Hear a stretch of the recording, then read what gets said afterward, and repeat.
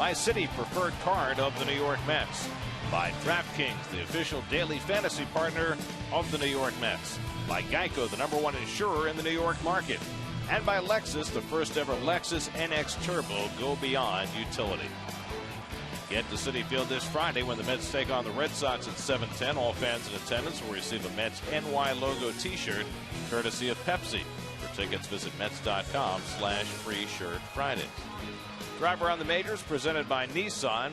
Denard Span returns from the disabled list for the Nats tonight. It will be the first time all year that the Nats have their projected starting 8 on the field. They're 5.5 games behind the Mets. The Dodgers try and snap a 5-game losing streak against the Reds, who snapped a 9-game losing streak last night.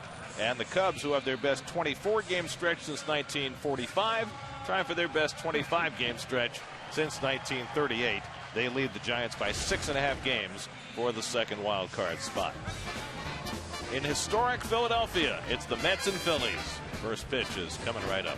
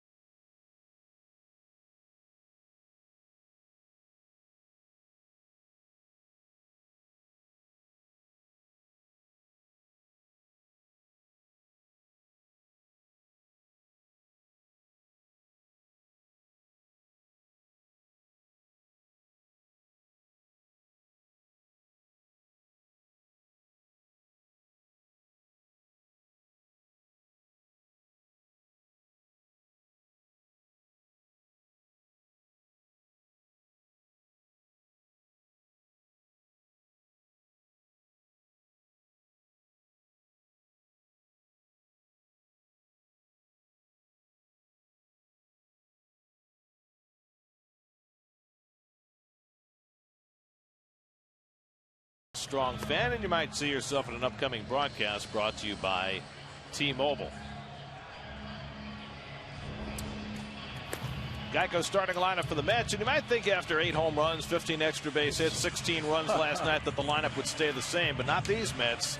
Terry Collins continues to have options, and he will utilize them. Curtis Granderson had the night off last night. Michael Conforto had merely a pinch hit at bat. Kelly Johnson had the night off. They're all back in, as is David Wright, playing his second straight game coming off the disabled list.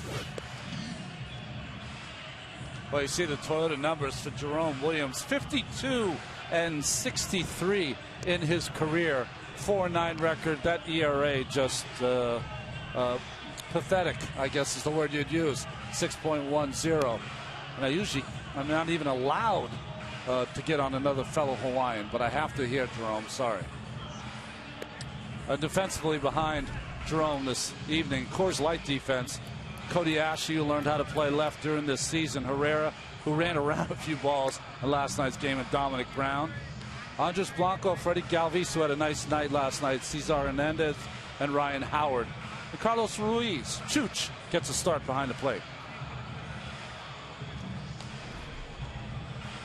What is remarkable about last night, and there are obviously a number of records that fell, it was the first time in Major League history that a team's 1 through 7 hitters had all homered.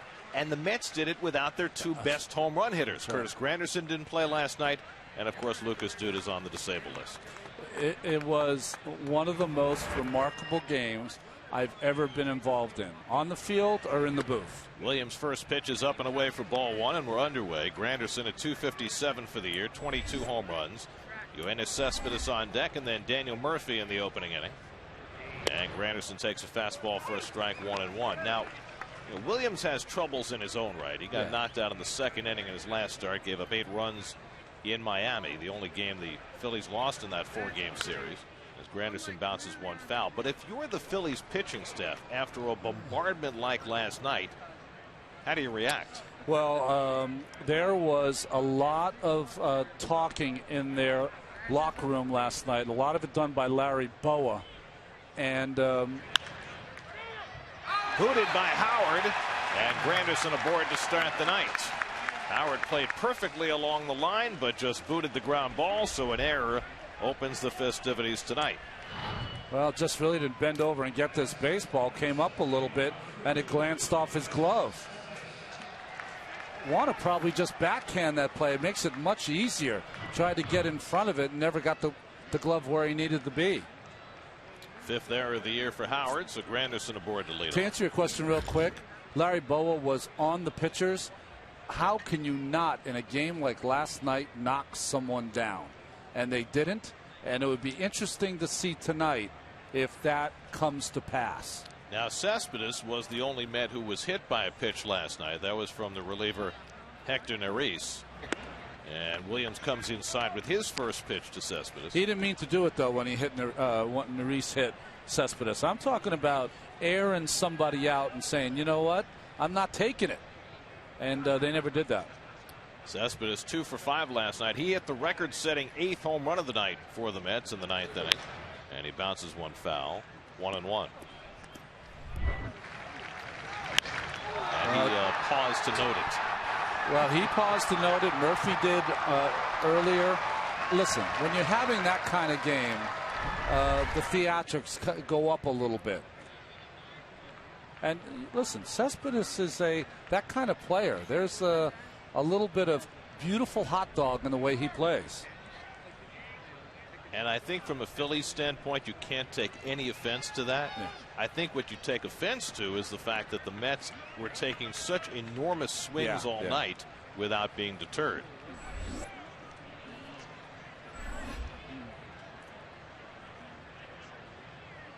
One and 1 to Cespedes. His home run last night was his 24th of the year. He now has 60 extra base hits. And Williams goes up and away for a swing, 1-2. You know, Ruiz is not playing a lot. He's a veteran catcher. He's a guy that knows how to call a ball game. The problem he has is that the talent that he's using to pitch is not the kind of guys that he's going to be able to pitch inside a lot. Williams doesn't have enough on his fastball to go in for strikes. Now, Chooch, a one-time mainstay with this team. He and Howard, the only 2 players left from their 2008 World Series title team. Now a part-time player with the Phillies. And Cespedes drives 1 to center. Herrera racing back, looking up at the wall, and it's out of here! The next barrage has begun. Yoenis Cespedes, a 2-run homer, and 2 batters into the game. The Mets on a 2-0 lead. Number 25 for Cespedes.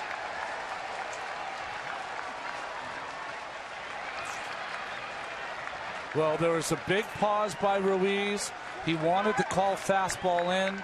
He opted for the fastball away, and Cespedes was all over it. Keep your eyes open for this next at bat. Murphy up. This is the pitch I'm talking about. Sorry, little slider, middle of plate, nothing on it. Keep your eyes peeled. Williams and Murphy here. Could have something going on.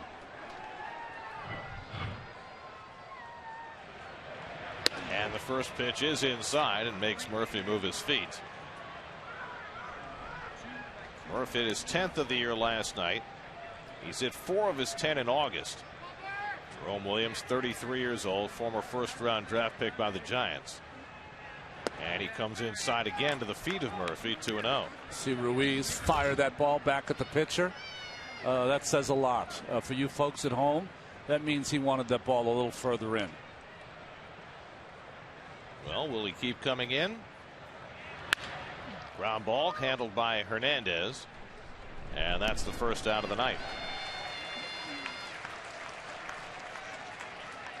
Well, Yoenis Cespedes homered in his final at bat last night, and he gets it started for the Mets tonight. Well, just a hanging slider. He's not going to miss it. I said it from the beginning. He's one of the best breaking ball hitters I've seen, and now 7 home runs as a Met. The hand for David Wright as he steps in. David got the whole thing started for the Mets last night. His first at bat in 4.5 months, and he parked one in the second deck in left field. His 20th home run in this ballpark, more than any visiting player. And he takes the cutter out of the strike zone for ball 1. David felt fine today in the wake of having played all 9 innings last night. Terry gave him the option of coming out after 7 last night with a big lead. And David's lineup was priceless, of course. He said, I'm fine physically, but if you want someone who can catch the ball, I understand why you might make a change. Because David made the 2 errors last night. Only chance David had of getting re-injured last night was catching the ball. Goes after the cutter out of the strike zone. It's 2-1. Well, the plan is right now for Wright to sit tomorrow night. And while he will not play in the game tomorrow night, part of the plan is for him to take a very heavy infield practice. While he was in the minor leagues doing rehab, he had to do so much work on his back before games that he really never had a chance to take as many ground balls as he would have liked, maybe 15 at a time. Tomorrow will be a heavy-duty infield session for David to get back to speed. He drives one to center field. Herrera cutting over is there. And that's the second out. The pitcher, Jerome Williams, thought it was the 3rd out. This Phillies team, they are it's like a boondoggle right now. Should have been the 3rd out. But Howard made the error, so the inning continues for Kelly Johnson. Kelly's got great career numbers against Jerome Williams. One of the reasons he's in the 5 spot today. 9 for 25 in his career against this right-hander. And he takes the fastball away for ball 1. Johnson playing second base today. Ruben Tejada getting the night off. Good numbers against Williams. This is what I was talking about, Gary. Watch this. Mr. Williams fly out to center. Okay, let's take it to the house. Wait a minute. We need one more. He tried to go with the fake wiping of the brow to get you off of what was happening. Very nicely done, Jerome. Williams had a resurrection last year when he came to the Phillies after a couple of stops in the American League last year. Pitched very well in 9 starts coming down the stretch last year to a 2.83 ERA rate. So the Phils brought him back this year thinking he could duplicate that, but it just hasn't gone that way. And he paints the outside corner for strike 3. So Williams now can walk off to the dugout, but not before the Mets start their latest home run flurry. It's Yoenis Cespedes with a 2-run shot to give the Mets and Noah Syndergaard a 2-0 lead.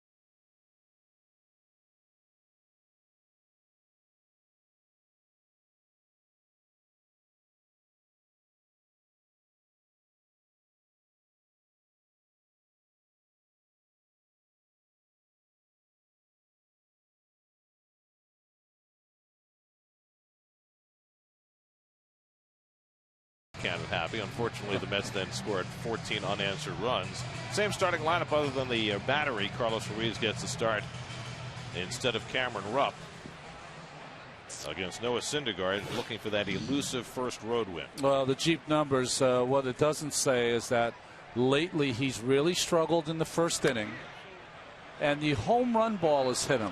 He only gave up 6 in his first 14 starts, 6 in his last 4. Cesar Hernandez 0 for 3 with a pair of walks last night, including one that took him 5 balls to achieve.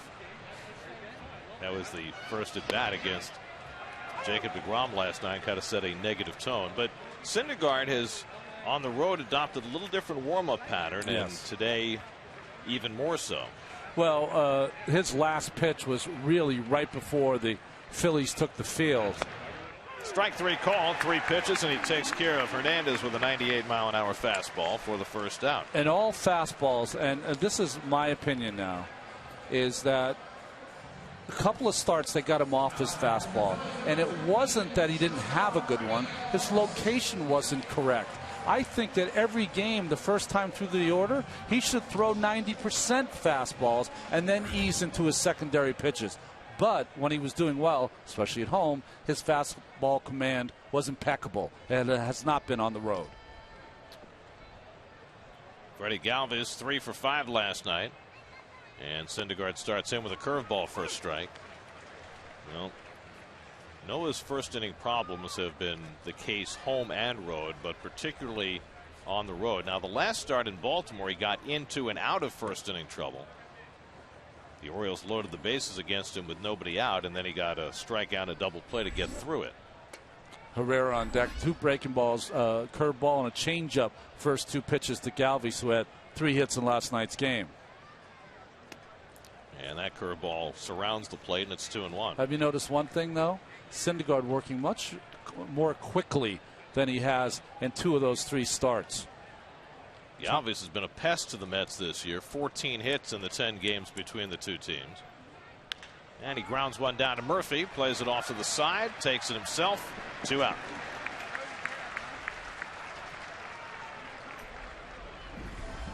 Good play by Murph, and this is the Mets defense, presented to you by Lexus. Conforto back in the lineup, Cespedes in center field. Granderson after the day off. Right, Flores, Kelly Johnson at second base. Kelly's only hit .210 as a Met, but has some big hits. Murphy at first made a nice play, and Travis d'Arnaud behind the plate. 464-foot home run, Travis d'Arnaud. The longest of the 10 home runs that were hit last night. So Syndergaard with a chance for a clean first inning. Odubel Herrera 1 for 4 last night. Herrera has been one of the real bright surprises for the Phillies this year. We've seen him a little shaky in center field, but the way he has hit this year as a Rule 5 guy playing every day has been better than anybody would have anticipated.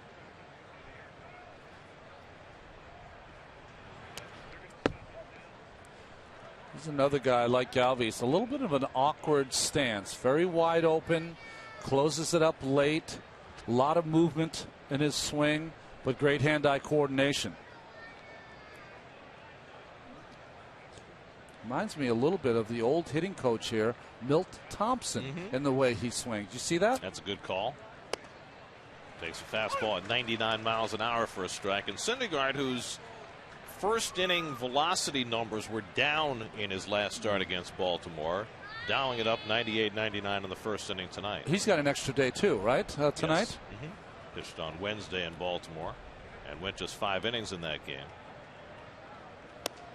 And he runs one inside at 99, 3-1. Boy, he was throwing hard. And folks, it's hard for me to say this, that's a 2-seam fastball.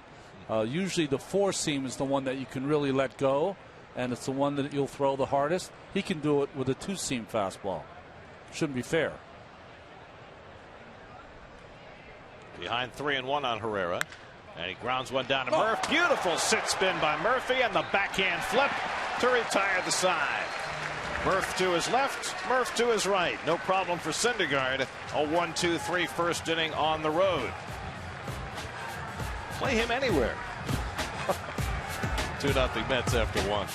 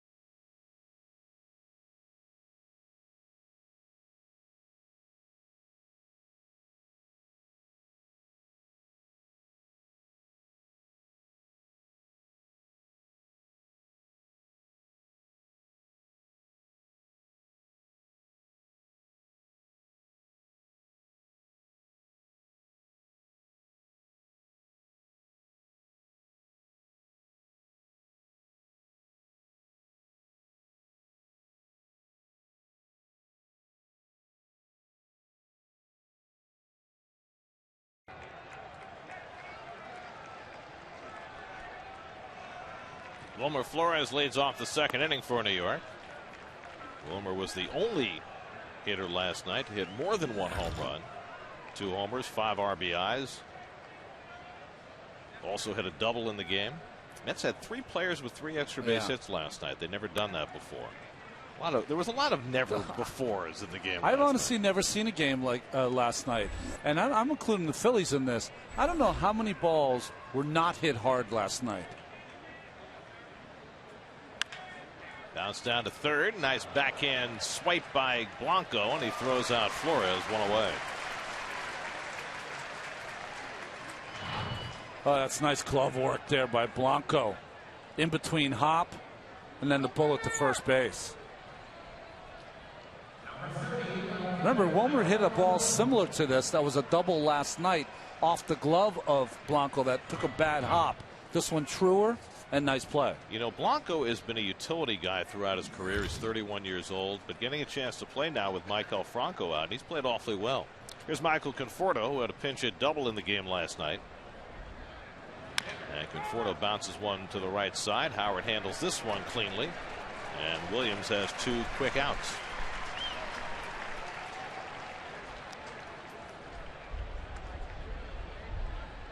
So 2 out and nobody on. Now Travis d'Arnaud. Travis had 3 hits last night, including that 464-foot bomb that Ronnie mentioned that really dispersed some folks who were waiting in line for cheesesteaks up on the concourse. I know it caught a couple of them. We said whiz you have to have in your cheesesteak. Someone might have had a Rob Manfred in theirs.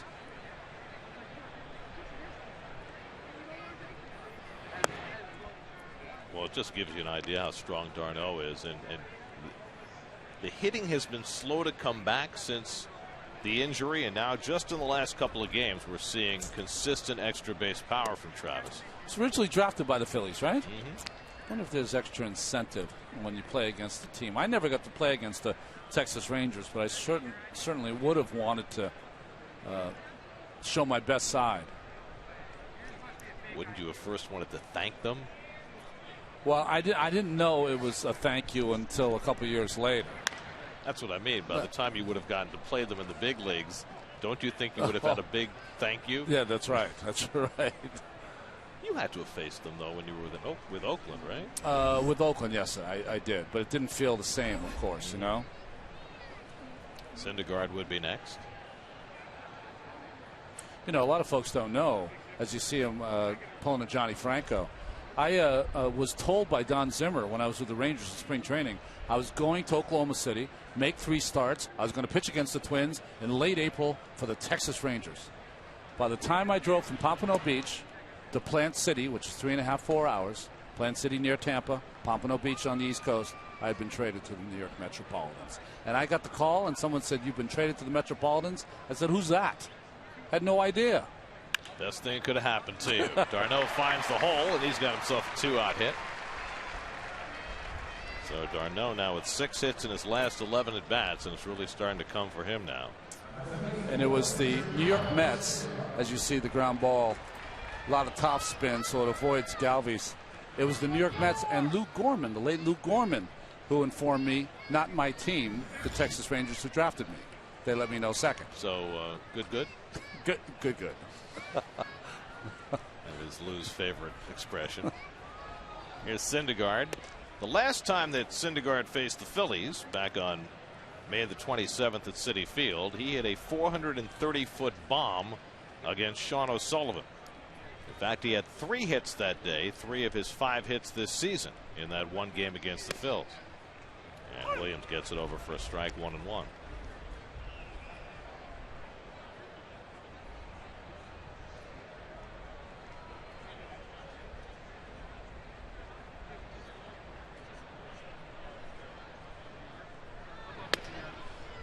It's interesting. The bat that Syndergaard uses, I'm sure, is a standard kind of bat, 30, 34.5 inches, 32 ounces. It looks like a toothpick in his hands. He's a big man. 6'6", 245.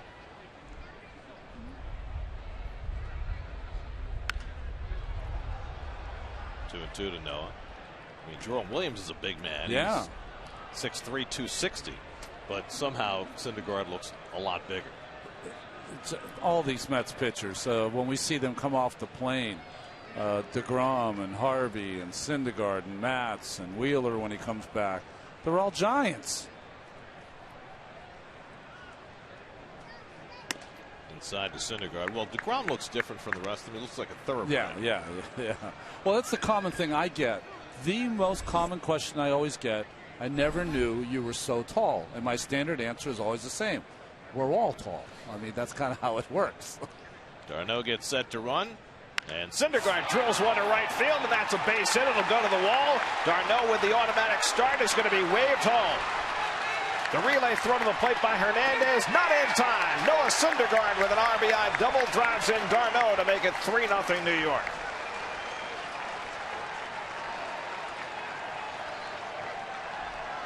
First career double, second career RBI for Syndergaard. I could be wrong, but I think that's 23 RBIs now for Mets pitchers. And great start by D'Arnaud. He got a great jump. That ball hit up against the fence, and it kind of stopped on Dominic Brown, and they couldn't get the ball in on time. Nice job. Once he recognizes it's a hit, head down, pick up Tuffle, put him up and lay him down, and great job of sliding to the outside. Cut the bases perfectly. Very nicely done. Who said catchers can't run? Relay throw was pretty good, but no chance. See, Granderson was waving for the slide out and just, I mean, that doesn't look like a pitcher, does it? Looks like a hitter. They all do. Granderson takes a strike and it's 0-2. Curtis reached on an error, scored in front of Cespedes' home run in the first inning. So the Mets, who scored in 7 different innings last night, have scored in their first 2 innings tonight. That's 9 of 11 innings. That doesn't happen. I'll tell you right now, in that Philadelphia bullpen, a collective by every single one of them, 2 words which I can't say on the air. All of them. Like, oh, you know what. Well, the only good news for Pete Mackanin is that he only used 3 relievers last night, but he used all 3 of them heavily.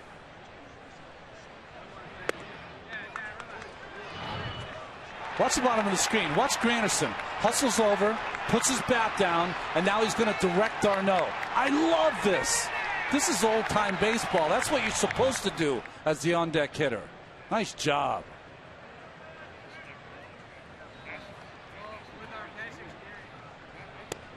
Granderson strikes out to end the inning, and that's harder to do when your team has the third base dugout, as the Mets do tonight.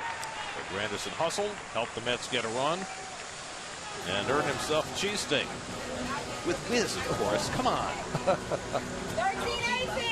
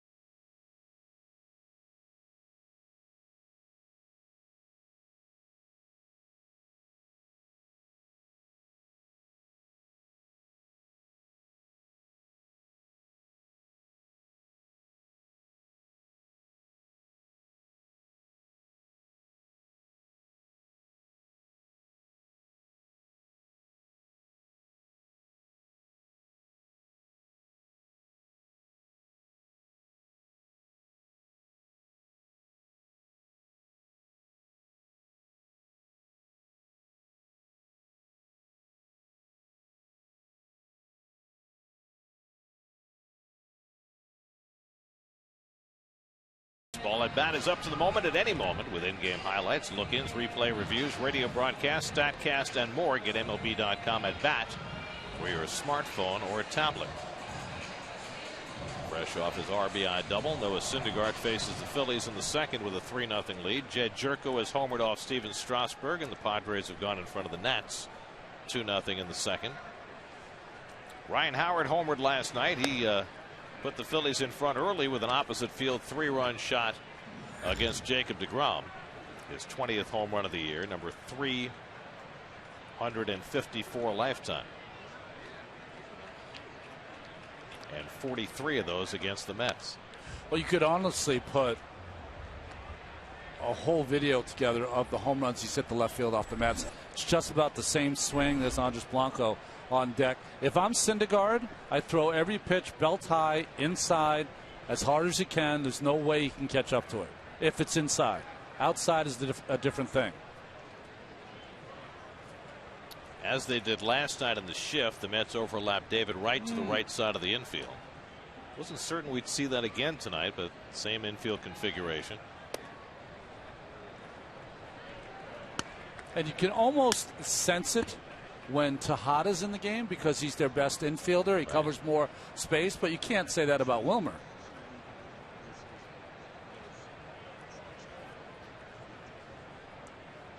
Two on one to Howard with Blanco on deck. And Syndergaard runs that inside, 3-1.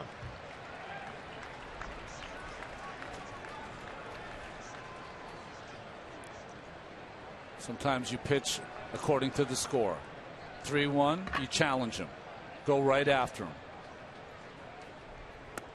But he walks him, and Howard's on to start the second inning. First base runner for the Phillies tonight. Well, the Mets start the night with their largest lead of the season, 5.5 games over the Nationals, with whom they still have 6 games remaining. The Cardinals, Cubs, and Pirates all in playoff position, but Pittsburgh and Chicago still hoping to catch St. Louis for the division title. And the Dodgers trying to snap a 5-game losing streak, just a 1.5 lead on the Giants, and the Diamondbacks still hanging around. Did you tell me that Nationals reconfigured their rotation? They did. They've moved Max Scherzer, who was not scheduled to face the Mets in that series that starts Labor Day in D.C., into a spot where he will. Okay. So they'll have Scherzer, Zimmerman, and Strasburg in that series. Andres Blanco, we have the man on. Blanco 1 for 4 last night. So the Nats are where they want to be right now, right? In terms of their personnel. They got Denard Span back from the DL. He was the missing piece for them. Yeah. And they've got all 8 of their regular starting players together for the first time all year. And now they've reconfigured their rotation so that in the head-to-head games against the Mets, they have the pitchers they want. Now the question is, can they put together a run to challenge the Mets at the pace that the Mets are playing? And everybody's been expecting it all year. Certainly we have, and it hasn't happened yet.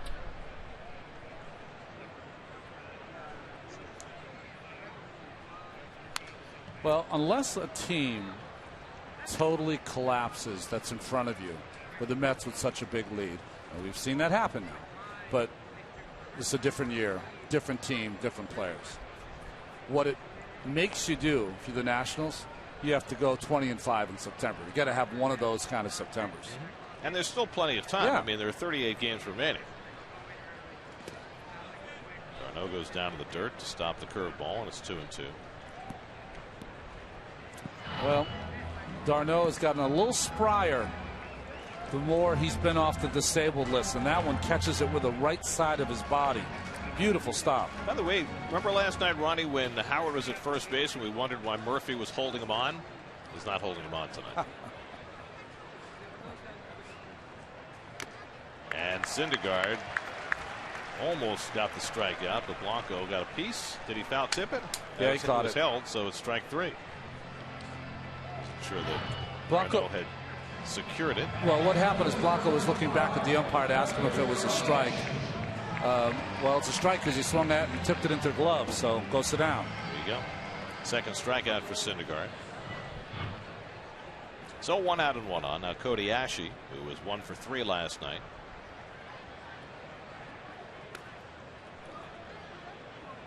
Interesting, though. Murph stands behind Howard, but he kind of moves in.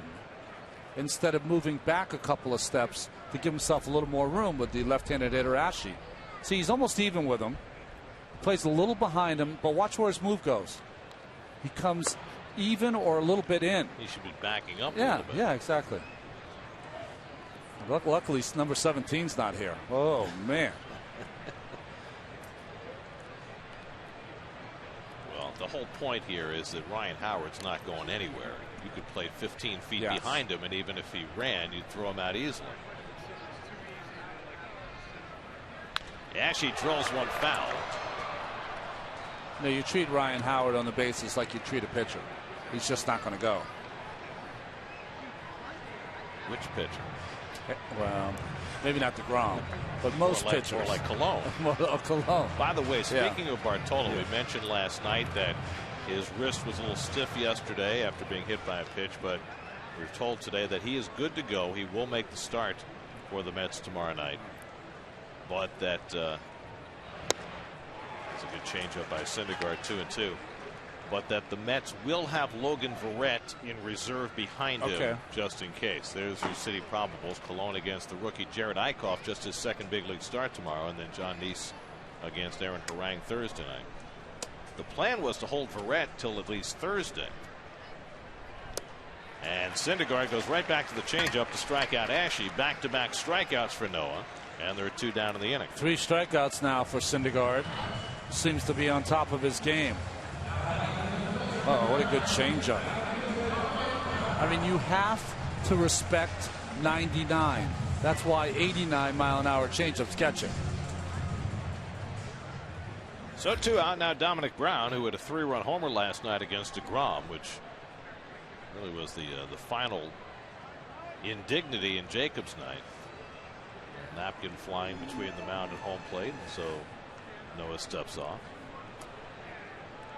So it turns out that when the Mets got in 2 nights ago from Denver,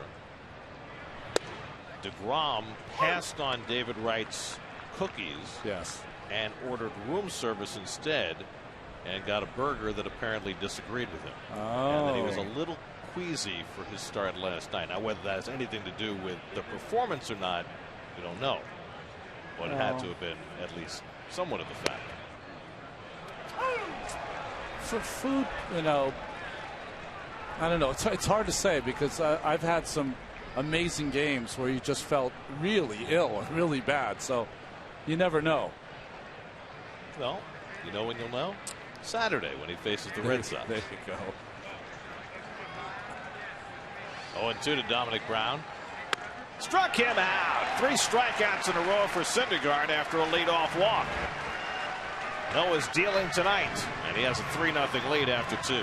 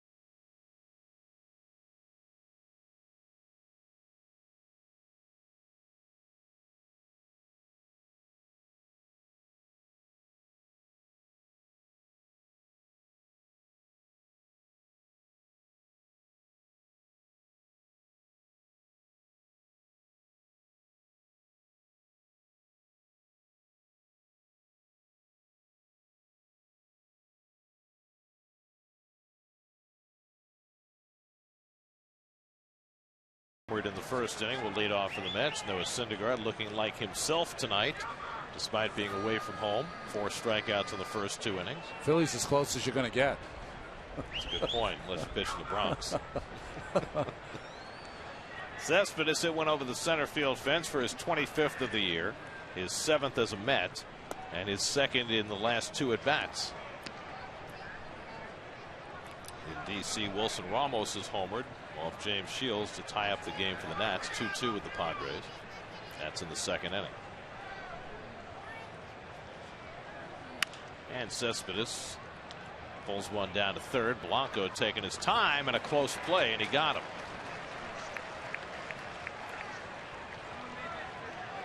Let's go back to that last inning and the strikeout of Dominic Brown. Well, what's nice about Travis d'Arnaud is that he wants the ball up, but see how late he puts that glove up? So he gets to the outside, he crouches, then he puts the glove up, which doesn't give any indication to the hitter. A lot of catchers love to stand up early. And if I was on the on-deck circle, I'd work something with the hitter, say, give me a little whistle, give me something if he's standing up. Here's Murphy. And a first pitch curveball in for a strike. Well, Williams threw inside to Murphy his first 2 pitches the last time, maybe trying to send some kind of message, and then got Murph to ground out. Now, personally, I feel it's wrong to hit hitters because they're wearing you out. I do. I just think it's a chicken move. But you do have to pitch inside, and you have to establish inside if you're the Phillies pitchers. Hernandez on the back end, and Murphy's retired, 2 out. Because what happens, Gary, is that you're all fine and dandy the first 1-2 times through the lineup. But if you haven't established in at all, there's no chance you're getting through the 3rd time through the order. No chance. Well, and you've always said that when you get a guy like Williams, who's not a particularly hard thrower, that it's even more important to pitch inside than for the guys who throw gas. It is. Remember Jamie Moyer, who pitched here? He pitched in more than any pitcher I've ever seen, and he threw barely 80 miles an hour. David Wright flied to center his first time up. When I played with the A's, Dave Duncan would remind you all the time, you're not pitching in enough. You have to pitch in, because when Eck comes in, he is not pitching in. So make sure you do it so they're set up when he finally comes in and paints away.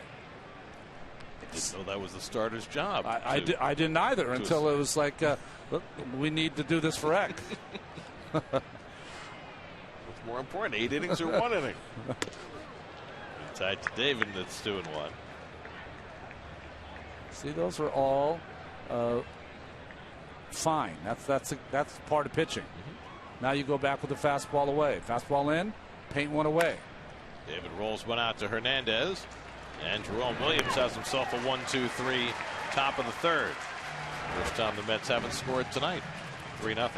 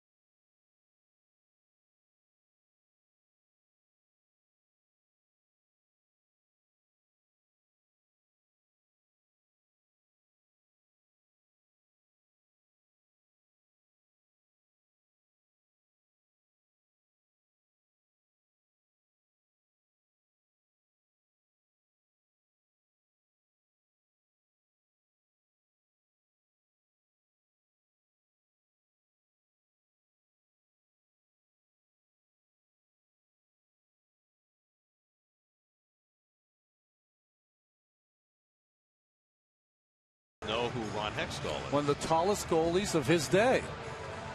And he's got the number and the whole thing. He was the Bernie Perrant of his generation. Here's your T-Mobile Data Strong fan of the game. Brought to you by T-Mobile. And our fan photo comes from Thomas. He's without the duh. Thomas Grom. Carlos Ruiz leads off the home third inning and takes a fastball for a strike. It's been a rough go for Chooch this year. Now 36 years old. See his numbers this season, .218.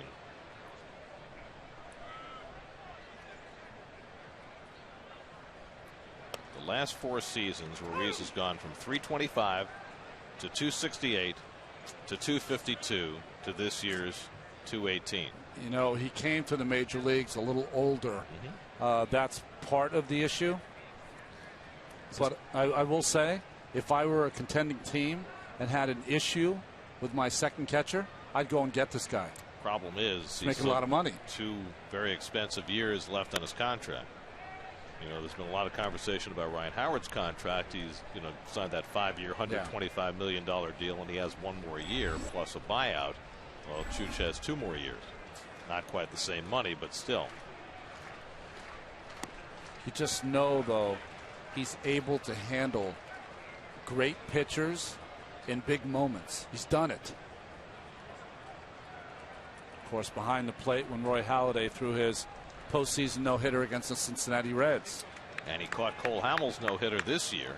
Before Cole was traded, it's the 4th no-hitter that Ruiz has caught, which ties him with Jason Varitek for the most ever. Oh.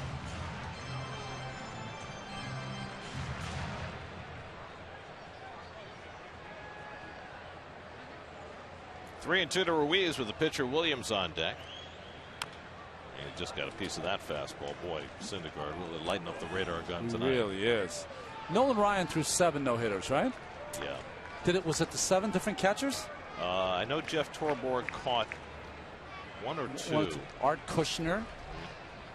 Well, he spread them out. Angels, Astros, Rangers. Yeah.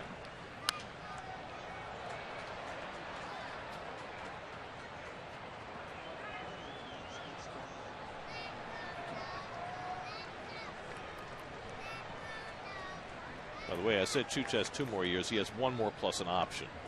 3-year, $26 million deal. 8th pitch of the at-bat to Ruiz. And he drives one to deep left center field. Back goes Cespedes for a look, but that ball's out of here. Carlos Ruiz with his 3rd home run of the year gets the Phillies on the board.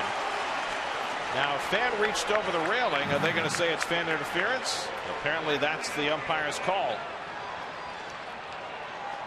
Well, if you're the Phillies, you're going to have to take a look at this. That's got to be an automatic review, right? Exactly.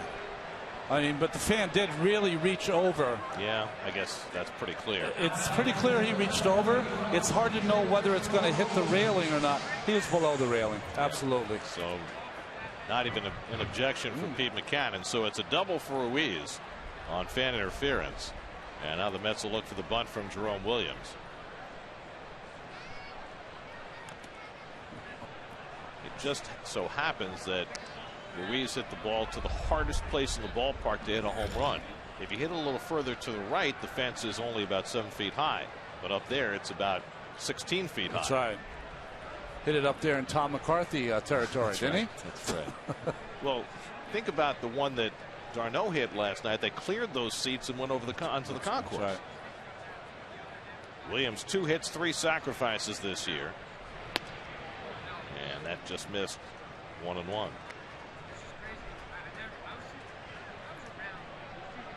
Boy, it's hard to bunt off Noah. He's thrown so hard as a pitcher and up every once in a while. You've got to just say to yourself, I'm going to put myself out there. Put the bat out there, put my face over the plate and make a good bunt. Darno wisely lets it go foul. And that's the 2nd strike on Williams, who was running it out, so he'll have to trudge on back.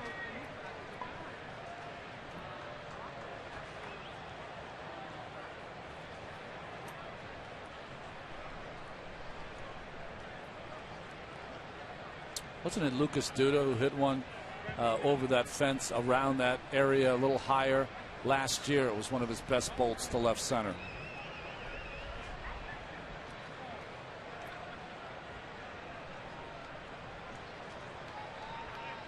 Williams takes a rip and goes down on the curveball, and that is strikeout number 5, first time through the batting order for Noah Syndergaard.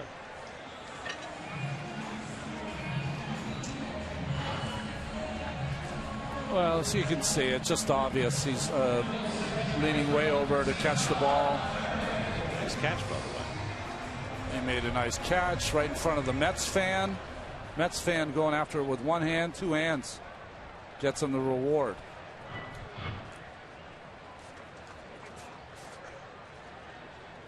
So Ruiz still at second with one out. Now Cesar Hernandez, who struck out looking his first time up. And he takes a curveball for a strike. So we have the list of Nolan Ryan's no-hit catchers. Oh, nice. You mentioned Torborg and Cusner. Okay. Tom Egan. Oh, okay. I don't remember. Ellie Rodriguez. Great. Alan Ashby with the Astros. John Russell with the Rangers. And Mike Stanley with the Rangers. Very nice. Sean, way to go. Outstanding. Sean is doing our statistics, and he's been outstanding. You know, we're 3 deep in good stat guys here in Philly.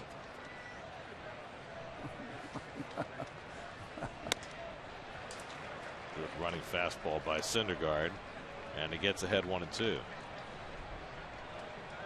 Cesar Hernandez taking over as the everyday second baseman now, which he had kind of done when Chase Utley was on the DL, and now that Utley's a Dodger, Hernandez a little firmer in his grasp of the spot, and he's done a fine job this year. .346 on base percentage starting the night.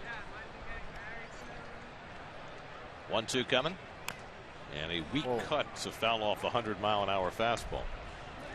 By the way, Syndergaard coming into the night, as you look at him hit triple digits on the gun, had thrown 1,081 pitches of 95 miles an hour or more. Only Garrett Cole of the Pirates has thrown more 95-plus fastballs in Major League Baseball this year.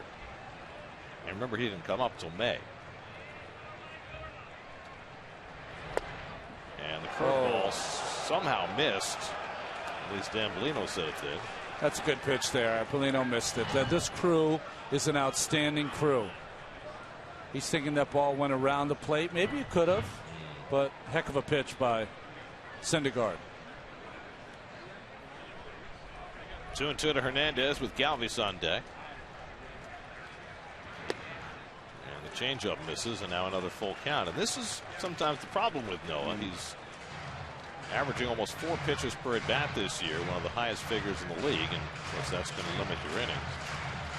Innings are an issue for Syndergaard, who probably will have a start skipped at some point between now and mid-September.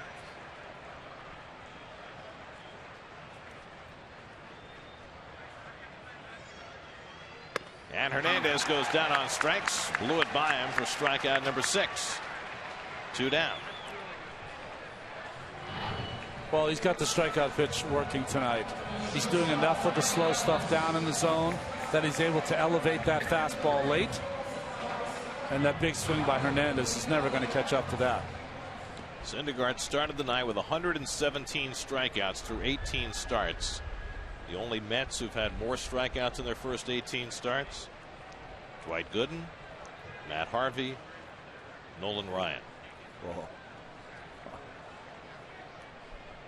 Galvis grounded out his first time up. And the curveball misses for ball 1.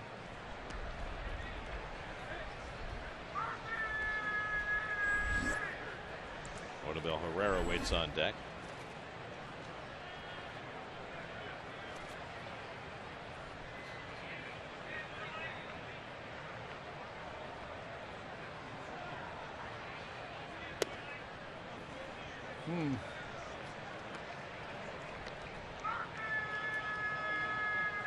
So far that pitch down, not being given by Dan Bellino, the home plate umpire.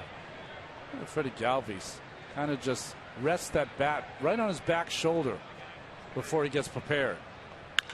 He drives one to deep right center. Back goes Granderson, looks up at the wall, and it's out of here.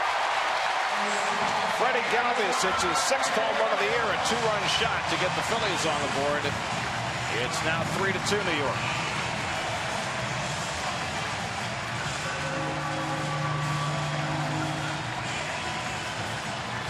Well, Syndergaard nearly gave up a home run to Ruiz, and this one clears the railing, and Galvis adds to Syndergaard's recent home run woes. And adds to the home run derby that is this last 2 days. Fastball right down the middle. Galvis is small in stature but strong, and hits it into the first row. Another good play by the fan.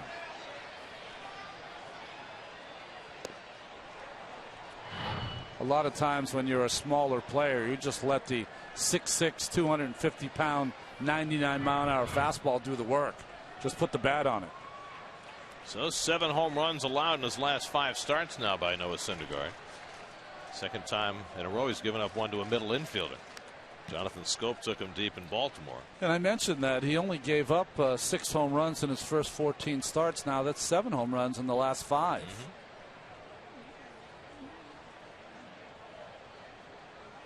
There you go. Right on it, guys.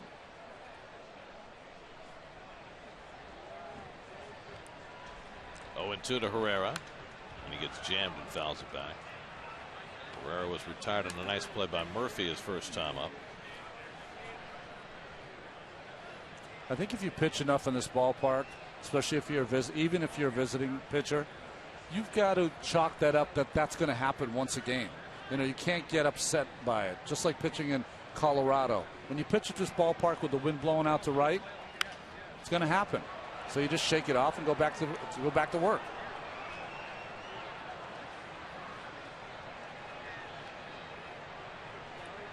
See those flags in center field, just rushing out to right field. Used to be the wind tunnel out to left center in this ballpark.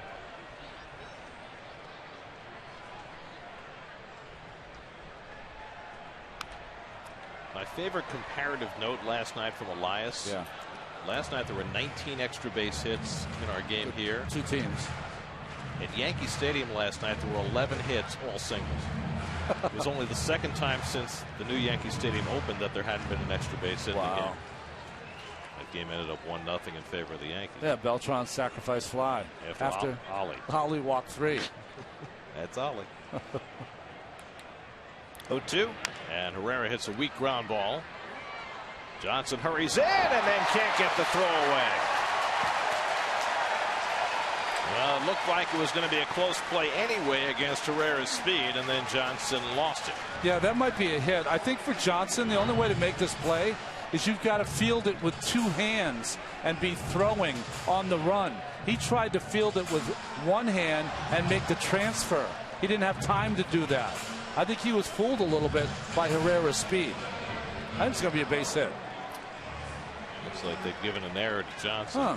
Okay.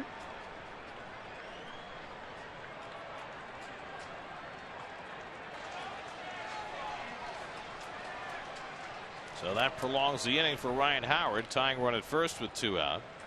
Herrera's got 14 stolen bases, and teams have taken a lot of liberties against Syndergaard. There was a time when you probably wouldn't have run with Howard up, but I think now the Phillies would be inclined to run when they can. Noah extremely slow to the plate. He's given up 15 stolen bases in 16 tries. The Orioles stole 3 against him in his last start. His follow through, you'll watch it here, folks, is extremely to the first base side. That's why he's missing with a lot of his pitches inside the lefties, outside the righties.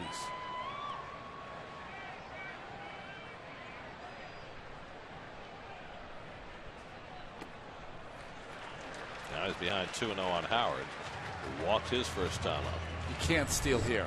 It's a 2-0 pitch. He's in the driver's seat, so you have to stay where you're at if you're Herrera. You see that toe plate that the pitchers use. It's all plastic on his right foot to stop the eroding of your leather on your shoe. 2-0 curveball that misses, and now he's behind Howard 3-0. Chris Blanco waiting on deck. Nats just added a run in the third and lead the Padres 3-2 as they go to the fourth in Washington.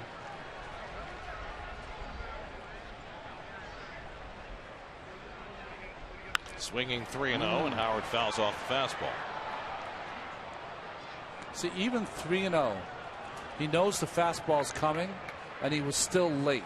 If you're the pitcher and the catcher, d'Arnaud, you've got to read that and know that your best fastball, even when he knows it's coming, he can't catch up to it. You go right back to it.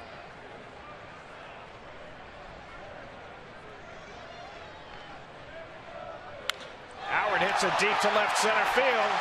Cespedes takes a look, and that's gone. The Phillies take the lead. Ryan Howard, a two-run homer. His 21st of the year, his second in 2 nights. It's now 4-3 Philadelphia.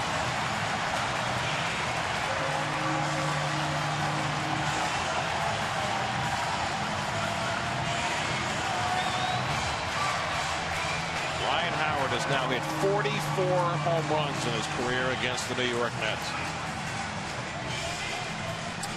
And Dan Warren, like last night with Jacob deGrom, out there early to visit his pitcher. I was completely wrong. I didn't think that he could catch up to it. He did. Fastball down, and another home run to left field or left center by the big man. But the ball leaking out away, and that's where he likes it. Anything away and up out of over the strike zone is he kills those pitches. You got to pitch him in at the belt.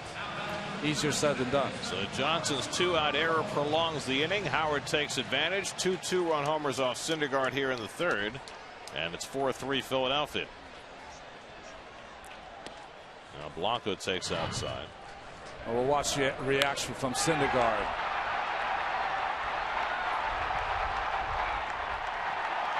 Oh, you know what it was? It wasn't that he was angry at himself. It was like, that's a home run. That ball, I'm used to pitching in Citi Field where that's an F8. Not here. No, sir, not here. Everybody learns that.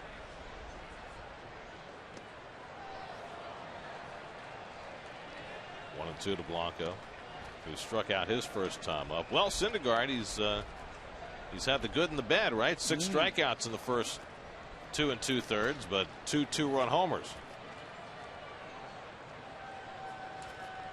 And already 66 pitches.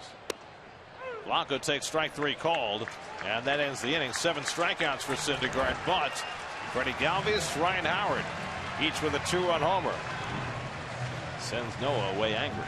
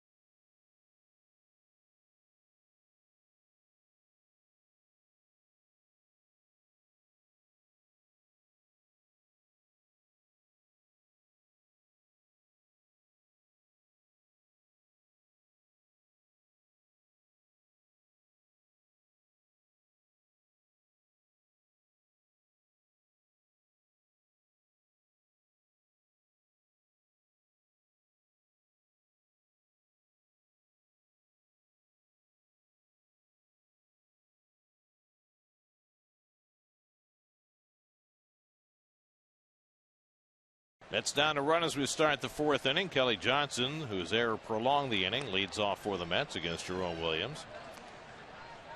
Kelly took a call, 3rd strike, his first time up. Williams coming off a 1-2-3 third.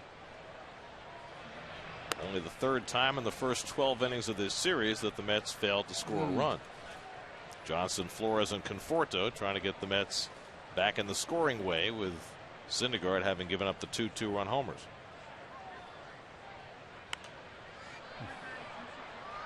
Well, Johnson's had 2 or 3 pitches to hit off Williams. He's missed them.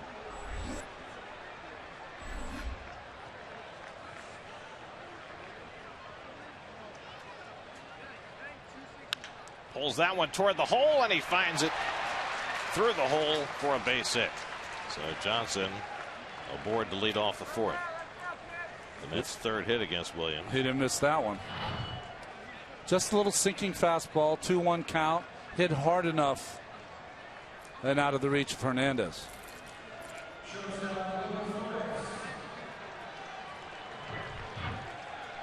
So now Wilmer Flores with a man on. Wilmer grounded out his first time up.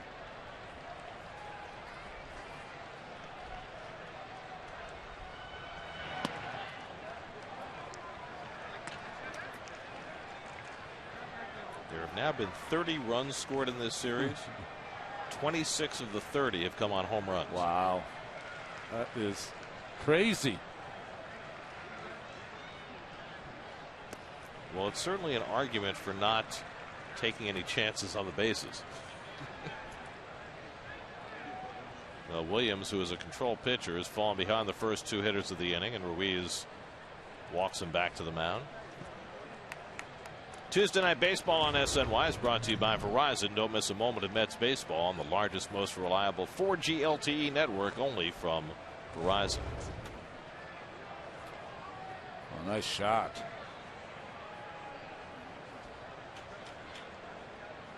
Meeting across the river here would be the Schuylkill for Springsteen. On the 40th anniversary of the release of Born to Run. Very nice reference there. That's one of my favorite tunes, by the way. Not always the one that's played on radio, right? You always hear the hits. I love the jazzy feel of that tune. Put on a clean shirt. Yeah. Because tonight we got style.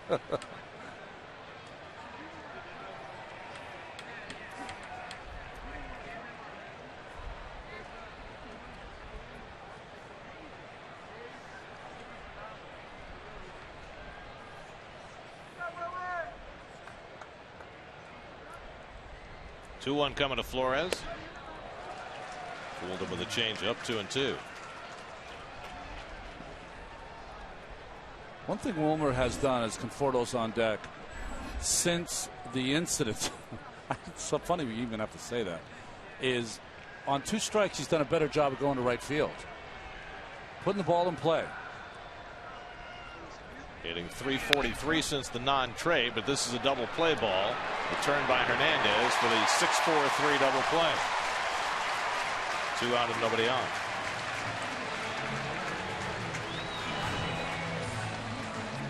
Well, nice turn by the Phillies. Galvis is just outstanding to watch defensively, and Hernandez with a bullet to first base. And Howard handcuffed by that ball, but used 2 hands, which served him well.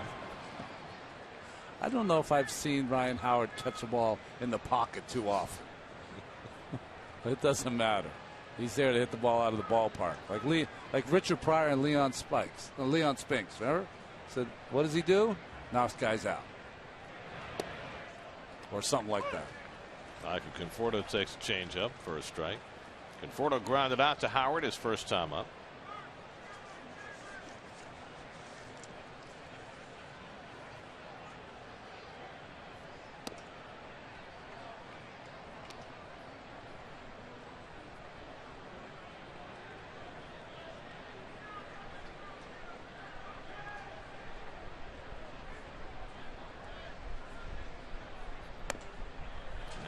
Works the inside corner, and it's 1-2. Seen a lot of that recently with Conforto. Yeah. Pitchers have seen that if you pitch him away. He's going to drive the ball to left center, so we've seen them come inside a lot more. Well, it's been a lot of different stuff. Early on, they tried to challenge him. That didn't work. Then it really worked. They started throwing a lot of breaking balls away. But then he made the adjustment. And now they've gone back inside. Change up off the plate and the full count to Conforto. All good hitters have one thing in common. I'm talking about hitters, not home run sluggers, whatever. They have a great grasp of the strike zone.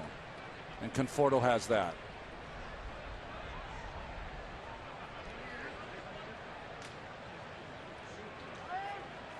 Asked for time after Williams and Ruiz took too long getting together. Yeah, they went through 4 different signs, and finally Ruiz with the fastball in. For a guy like Williams, if he doesn't make that pitch, that's a home run pitch. Down to first. Howard ranging wide nicely, and the underhand flip. Close play. Williams on the bag. Side retired.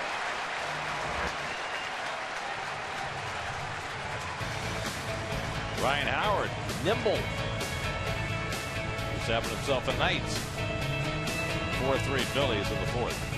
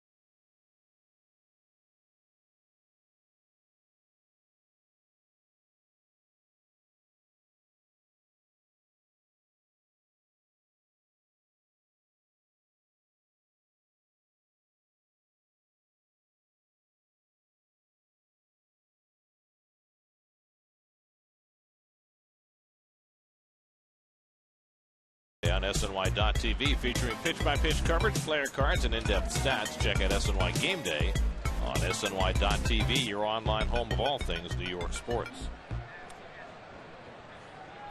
All different Met hats out there. Saw the kid with the Mr. Met on his hat. There he is. Camouflage Bill. I saw someone with the fedora that was given away earlier this year. Cody Ashley leads off the home fourth and lifts one to left center. This one should be playable for Cespedes. One away.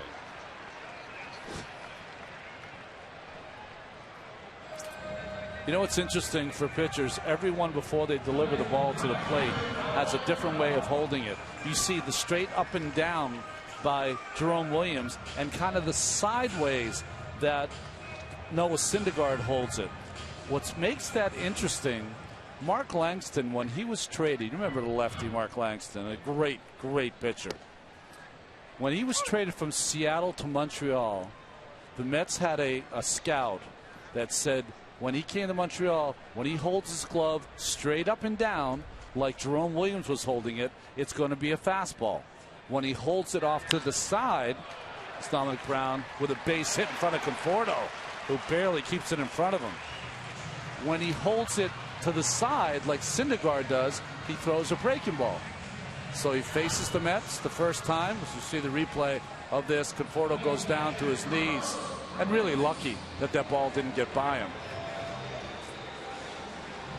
I think his first instinct was to make the play, and then he was in nowhere's land. Well, no man's land, sorry. He was able to react well enough to keep that ball from going to the wall and hold Brown to a single. Carlos Ruiz, who barely missed a home run his first time up. So the Mets know this going in. We're watching Langston warm up. Everyone on the bench is watching as he puts his gloves straight up. It's a fastball every time. Turns it to the side. It's a breaking ball every time. He wins the game, strikes out 10. Great job by us. Sometimes you can know everything and still know nothing. Mark Langston, who, by the way, was traded from Seattle to Montreal for a scatter-armed, tall left-hander named Randy Johnson. Pretty good trade for them. Yeah. Langston was gone from Montreal after 2 months, and Randy went to the Hall of Fame.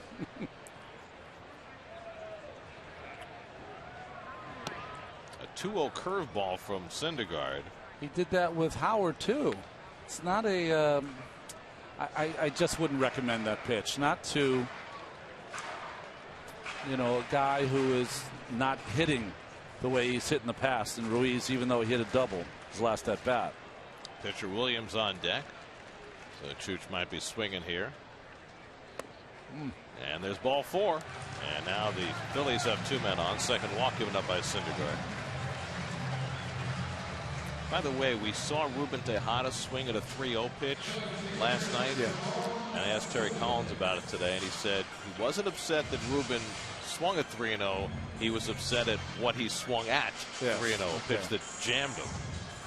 But when you're not used to swinging 3-0, I can imagine you get pretty over-anxious. Well, I think what that does is that Ruben Tejada will never be given the 3-0 hit again.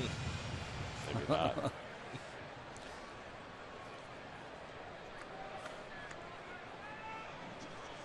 Tim Tuffle moving the defense on the bunt situation with Williams, who struck out after failing to get a couple of bunts down his first time up.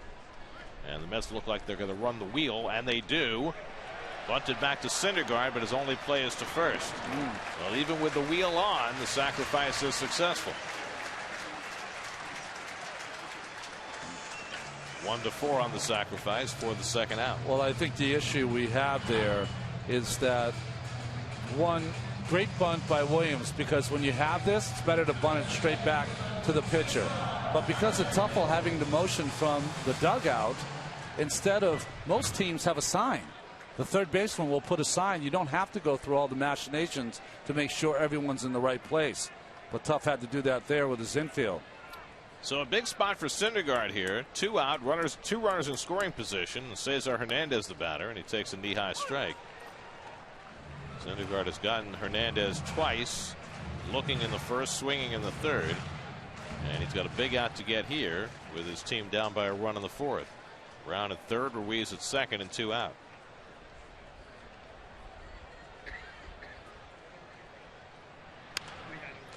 There's a way as a pitcher to help the defense in that, Gary.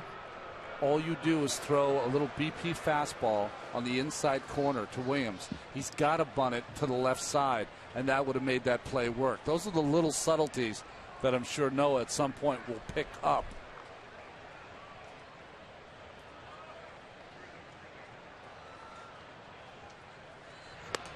There are some managers who will tell their hitter, in that case Williams, if you see the wheel, swing. And certainly the Mets gave away the wheel early, but he bunted and still bunted successfully. Well, he got kind of lucky. The ball was bunted hard. Noah just did not move off the mound. 1-2 coming. Breaking ball pulled foul. I would imagine for some pitchers, not for you because you were a great fielder, but for some pitchers, there's a tendency where if you have the third baseman and the first baseman charging, you might think, well, I don't really need to be involved in this play. Yeah, well, that's the reason it works is that all three are charging. Third base, first base, and the pitcher. There's no place to bunt it. 1-2 to Hernandez. Check swing. Did he go? Apparently not. 2-2. This has got to be the payoff pitch here. You do not want to face Galvis. 2-2. Darno wanted the pitch up. He got Hernandez to swing at that before. He didn't this time. Noah already up to 81 pitches in the 4th inning. Needs to put this inning to bed. 2-2. Little flare, and behind the bag at second, it's Flores to make the catch, and that retires the side. So Syndergaard gets out of trouble in the 4th, keeps it a 1-run game.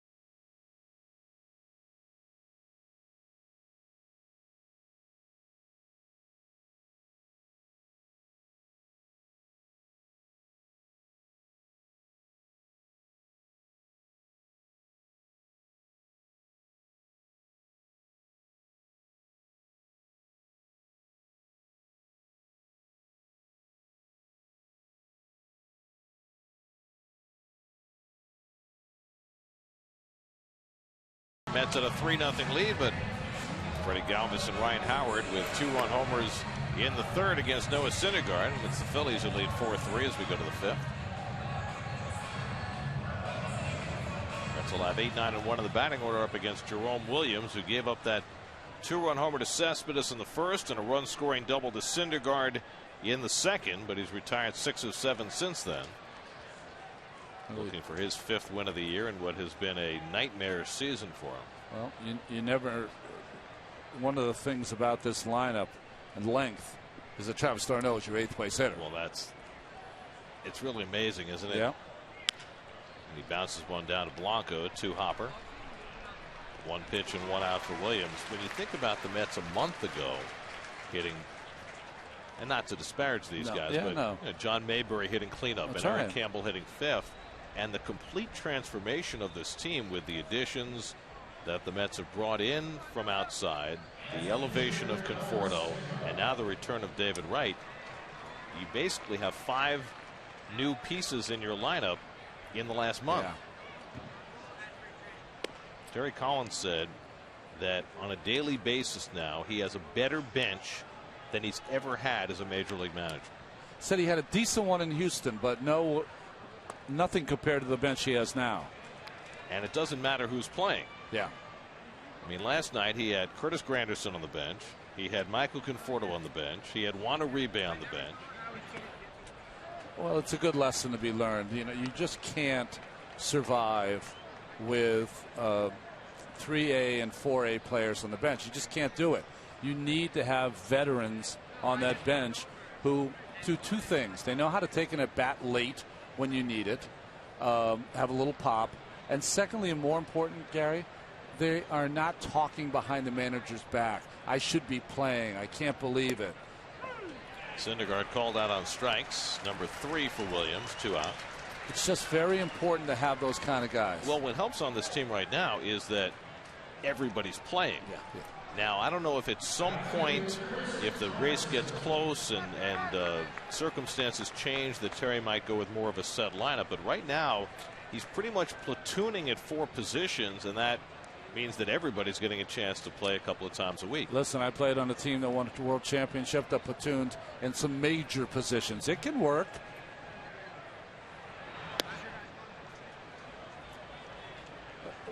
What you should keep in mind, if you're Terry and his staff, is that when did you take off? You took off when you had a meeting with your players and you declared your team a true meritocracy, and you're going to play if you hit.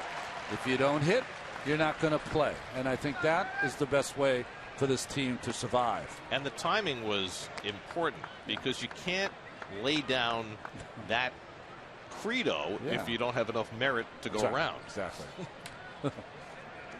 Granderson's 0 for 2 tonight, and Curtis fouls off the changeup. Yeah, you can't say you're not going to play if you don't hit.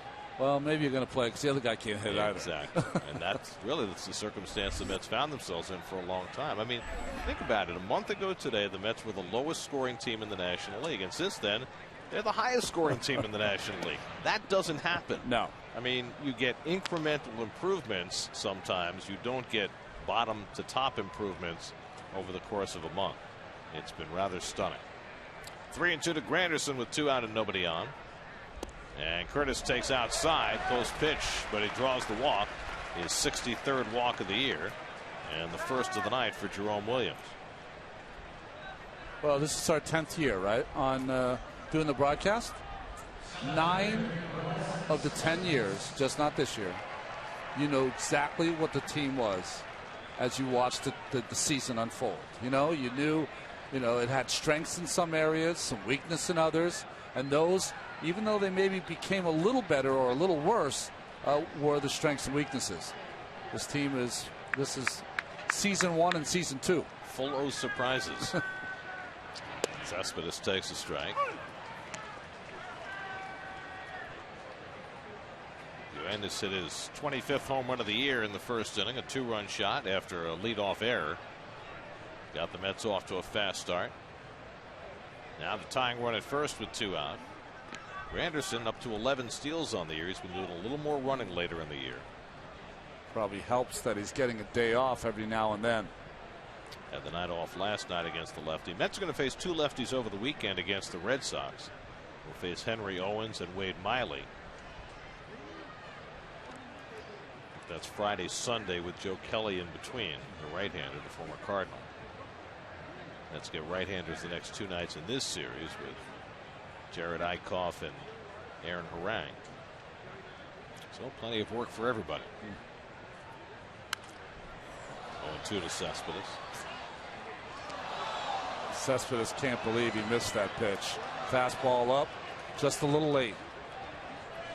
He's back to the forearm sleeve of a different color. Did you see our rally parakeet in Denver? I did see it. Apparently he was ejected at some point. The fellow who came in the rally parakeet suit. Hopefully the bird will return when we get home. And Cespedes foul tips it for strike 3. That's 4 strikeouts for Jerome Williams. He works around his first walk of the night. Halfway through in Philadelphia, 4-3 Phillies.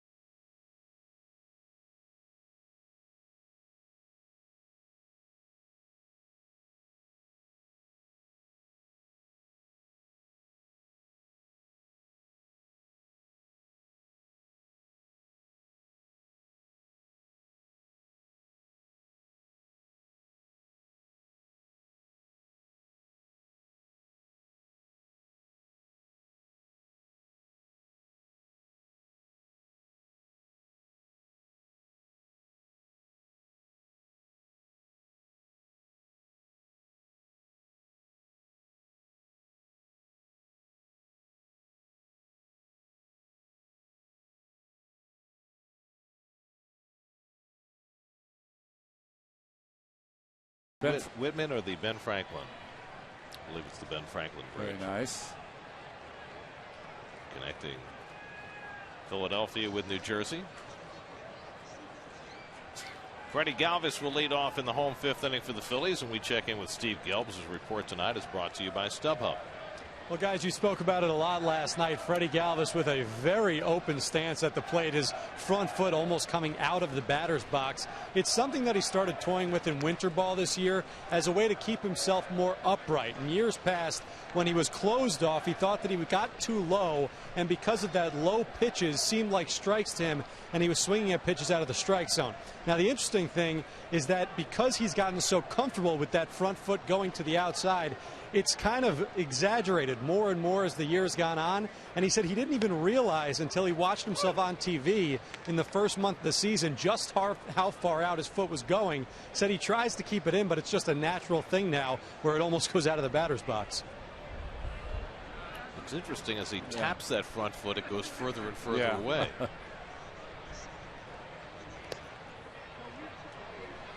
Well, the one thing that if you talk to all switch hitters, they say the same thing. They try to mirror their swing from both sides. Very few can do it, but they try to as much as possible. You know who I thought was the best at that, and we're going back a few years, was Tommy Herr. Yeah. Tommy Herr was a mirror image left and right. Stood really tall, feet together. But you look at guys who the Mets have had in recent years, Jose Reyes, Carlos Beltran, very different left and right. Well, Pete always had that unusual stance, really bent over from the right side and left side. More bent over from the left side than the right side. Pete Rose, sorry. What did I say, just Pete? No.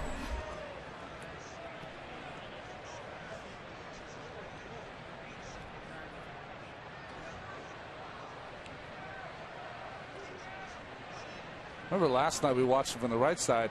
He taps it almost out of the box. Here he kind of just moves it a little bit and leaves it right on the line.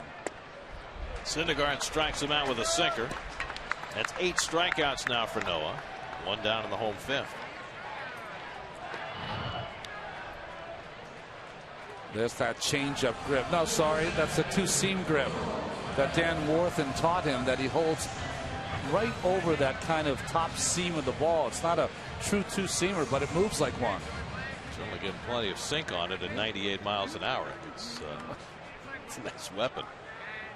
So 1 out. Here's Herrera, who was 0 for 2, but he reached on the air by Kelly Johnson that opened the door for Howard's go-ahead home run in the third, and looking to push a bunt. We talked about it last night that we certainly expected at some point early in this series that the Phillies would test David Wright with a bunt. And there was Herrera thinking about trying to do just that.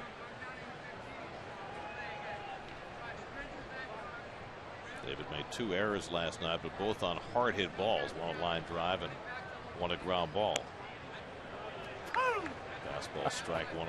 You're talking about the parakeet. See the dude behind the plate? He's got the Cespedes arm thing on. The sleeve. See, right? Yeah, he's got the orange shirt with the sleeve. Very nice. It's right near our audio, so I can hear him chirping the whole game. There's the clap. Out to right, and Granderson's right there to grab it. 2 out. There it is. A tribute to Mr. Cespedes and his favorite parakeet. He's on his phone now because someone's watching the game.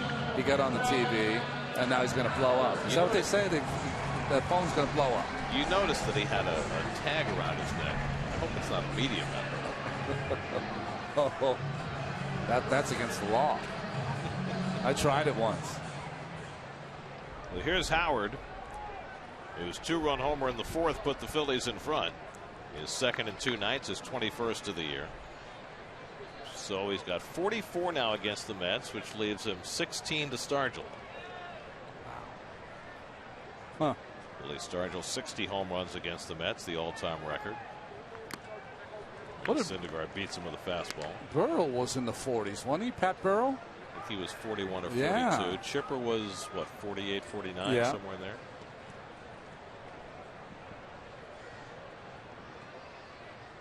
Let's see him get in with that fastball. See if we get a different swing. There you go. He can't turn on that. Can't do it. Now we're checking with Dan Bellino, asking about the location. Syndergaard retired the side in order in the first, trying to do it for the first time since. 0-2 to Howard. And he comes a little too far inside. 1-2. Well, the pitch count up there for Noah. He's about to throw his 95th pitch. So you wonder whether this might be the last go round for him. Threw 96 in 5 innings plus in his last start in Baltimore. Changeup misses. 2-2. Well, I certainly not half the pitcher that Noah Syndergaard is when I was 22. But this was the kind of games I would have. Lucky enough, they would let me go 140 pitches so I could get the 7 or 8 innings. Those days are gone. Struck him out with a changeup. So Syndergaard has his 9th strikeout as he retires the side in order in the 5th. We'll see whether that's the end of the road for Noah tonight.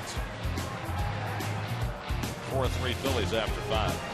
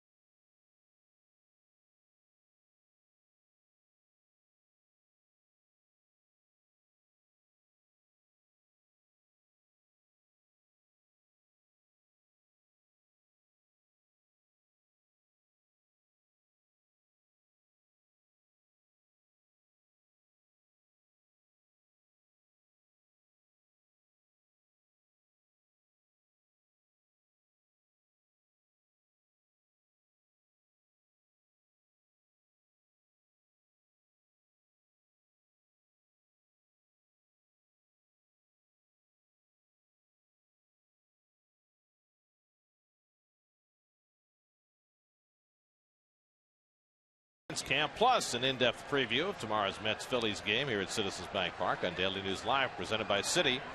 Tomorrow at 5, only on SNY. Mets down a run as they come to bat in the 6th against Jerome Williams, who gave up 3 runs in the first 2 innings, but nothing since. Murphy tonight up twice, grounded out to second base both times. Noah Syndergaard, 96 pitches deep, did not get handshakes. There's nobody up in the bullpen. Looks like he'll get the bottom of the 6th. At 96 pitches. Not 96 tears. Question mark in the Mysterians. Nicely done. Did you see, speaking of 96 tears, did you see David Wright's comments after the game last night? That was the best comment he made of all of them. He is superb. He knows just the right touch, right? If it came from anybody else, it might have come out snarky. Yeah. But he said, I didn't want to pull Wilmer Flores out there, and it, it was a little emotional. Great. Been doing it a long time. Here's ball 4, and Murphy's on with a leadoff walk. So the Mets get the leadoff man on for the 3rd time in 6 innings. The 2nd walk in the last 3 batters for Williams, who might be losing a little steam. Well, what Williams has done after the initial 3 runs he's pitched around the strike zone, and the Mets have helped him out by going after pitches out of the strike zone. Great job by Murph there. He wasn't biting. He got the walk. And the Mets now, if they're going to get after Williams, they just got to let him get the ball up. Make him throw a strike, because the stuff at this point in his career is not threatening enough in the strike zone. It's very hittable. He wants you to swing at balls. The left-hander Elvis Araujo gets up alongside the right-hander Jean-Marc Gomez. Ken Giles is the closer now for the Phillies. He's been perfect since Papelbon was traded, and they use Luis Garcia now in the 8th. It's getting to those two guys that can be an issue for the Phils. By the way, meant to mention this all night, and Bob McClure, the pitching coach, going to go out for a conversation. I'm sure you've noticed tonight the pink glove that Jerome Williams wears. He wears that in tribute to his late mom, who died of breast cancer in 2001, and he's been wearing that glove for quite some time. He also used to wear a puka shell necklace in tribute to his mom until it disintegrated. He'd been wearing it for so long. I don't know how many Hawaiian-born players there are, but Jerome is from Hawaii and has the great personality of Hawaiian-born guys. And he's been very upfront about the fact that he's had to really watch his weight because of all the Hawaiian cooking that he's around. That tends to be an extremely fattening diet. That's right. You know, it's something that Sid Fernandez had to fight for most of his career. Yeah. Well, I'm probably the only person who was born in Hawaii who's snarky and mean and unkind when I think about it. That's because you weren't raised there. What were you, 2 years old when you left? That's right. Well, here's Wright with the tying run at first and nobody out. And David bounces one foul. And David Wright, more home runs than any active player against the Phillies, 34, including 20 in this ballpark. Wow.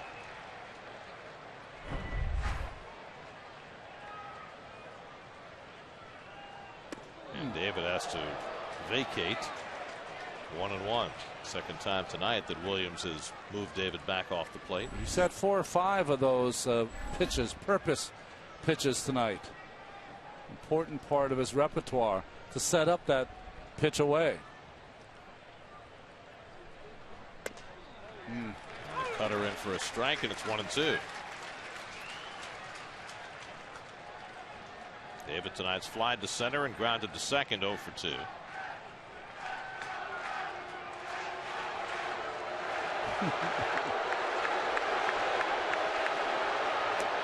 And he strikes him out with another cutter. Strikeout number 5 for Williams, 1 down in the inning.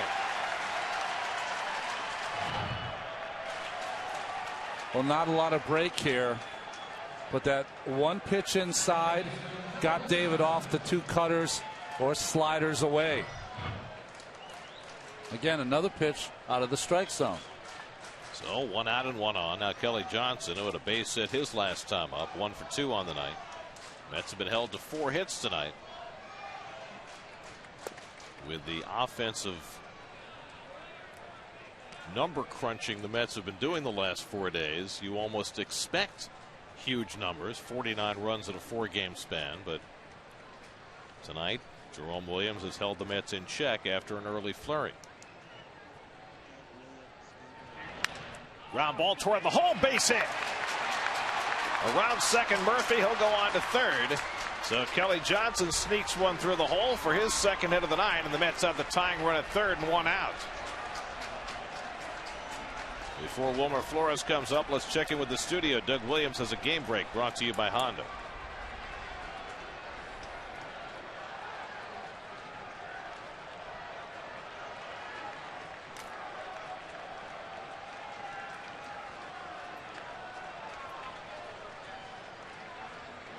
There are the standings in the National League East. Mets with their largest lead of the season. That's going to be all for Jerome Williams. Pete Mackanin makes his way out to the mound.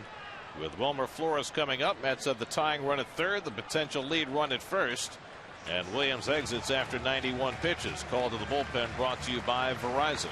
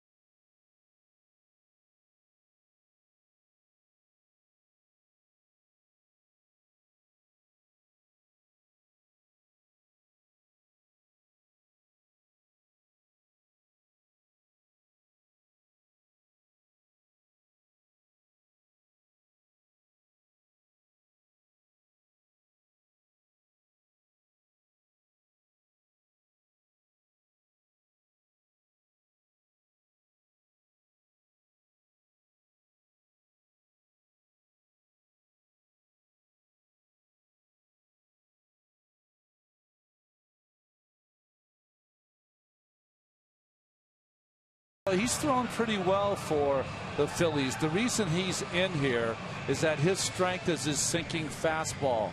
See right-handed hitters, though, hitting .312 off him. And he's given up 3 home runs in his last 2 appearances. So that sink on his fastball has not been as good of late. Murphy the tying run at third. Johnson at first with 1 out. Flores with a chance to get that tying run home. Wilmer grounded into a double play his last time up, and that's what Gomez is hoping for here. Wilmer's 0 for 2 tonight.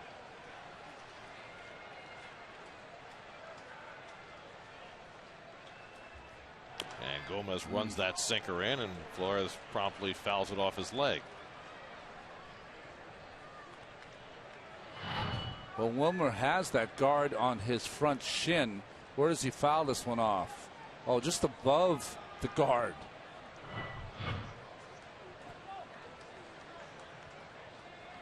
I mean, you could have a bigger guard on your leg, but then it would, eventually be as big as a cast. You can't do that. Like Barry Bonds had there for a while on his elbow. Like something out of the Terminator. Right.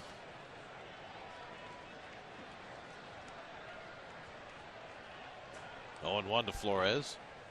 And Wilmer lines one right at the shortstop Galvis for the second out. And everybody scrambles back.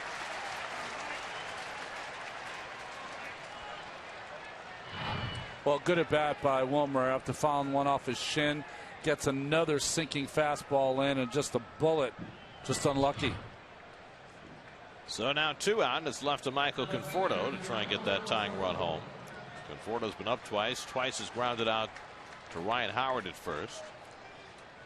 It feels like this in the booth. I don't know if it feels like this for you folks at home. It just seems like someone different every night's going to be the hero. Is it Conforto with 2 runners on and 2 outs?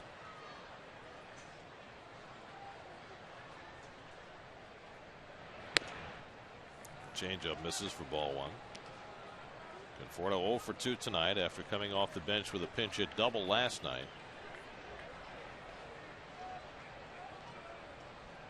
Ruiz talking to Williams, Blanco talking to Galvis,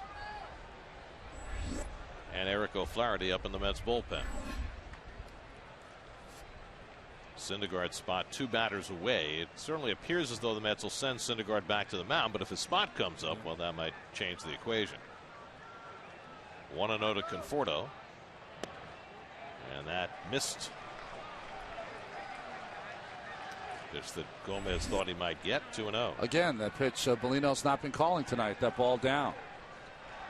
Very consistent. He's hearing it, though, from the Phillies dugout. Back-to-back changeups from Gomez to start the at-bat. Now behind Conforto 2-0 with d'Arnaud on deck.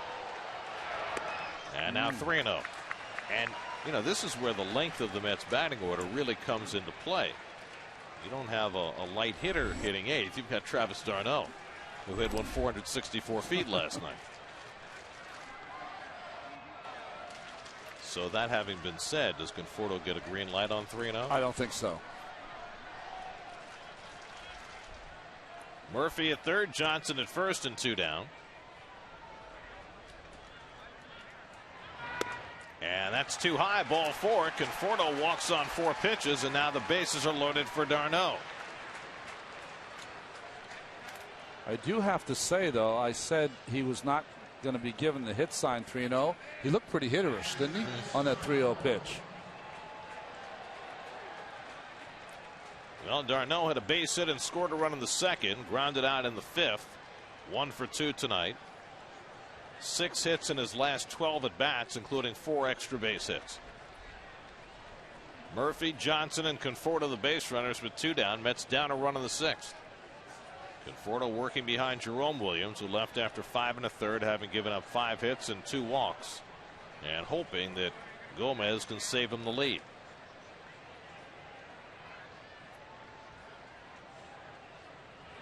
d'Arnaud goes after a first pitch slider, 0-1.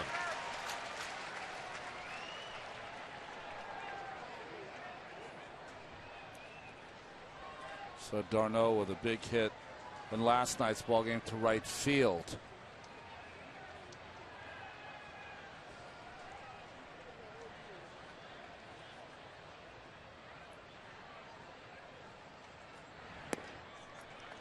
Slider off the plate, 1-1. Well,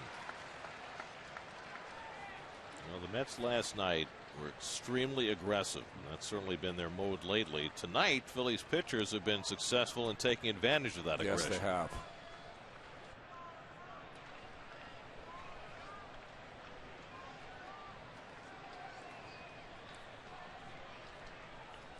One and one to d'Arnaud, and he gets tied in a knot, and it's 1-2.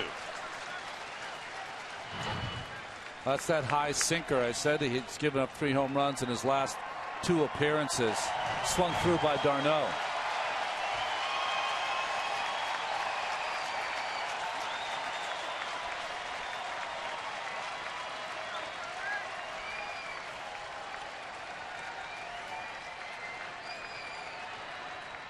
One-two from Gomez, and he struck him out with a sinker, or did he get a piece? He got a piece to stay alive.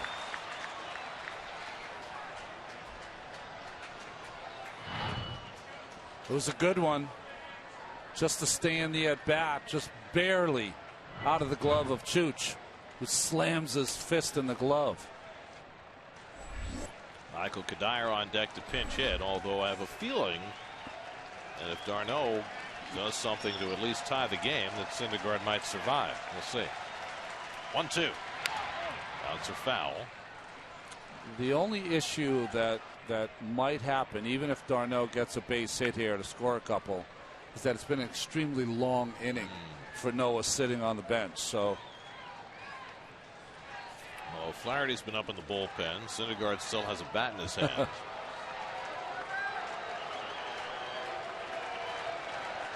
Murphy at third, he walked. Johnson at second, he singled. Conforto at first, he walked. 2 down, top of the 6th. And d'Arnaud takes a fastball outside. Calmly works it to 2-2. That's about a foot outside, but watch Ruiz. Tries to steal it, yanks it back in. Doesn't work. Dan Molino having none of that.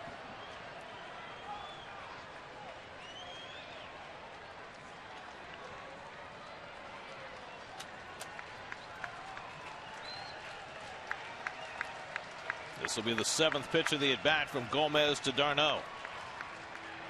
And he misses low and away, and now it's a full count. What a nice at bat by Travis. It's almost like Gomez is, what do I do now? I'm throwing the kitchen sink at him. Well, his most effective pitch in the at bat was that high sinker that tied Travis up for the 2nd strike.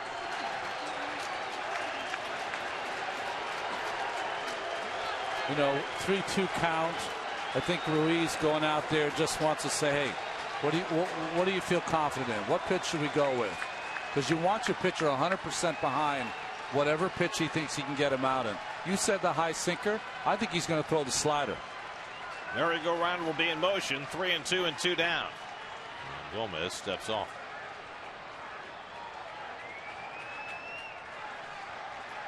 Murphy at third, Johnson at second, Conforto at first. They'll all be running.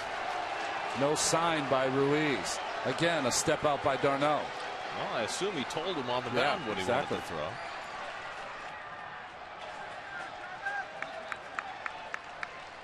Here comes the 3-2. And he walked him to force him the tying run. d'Arnaud works out the walk. Murphy trots home, and it's a 4-4 ball game. Some good at-bats by the Mets. And you are right, Gary. He went back with that sinking fastball, but in the dirt.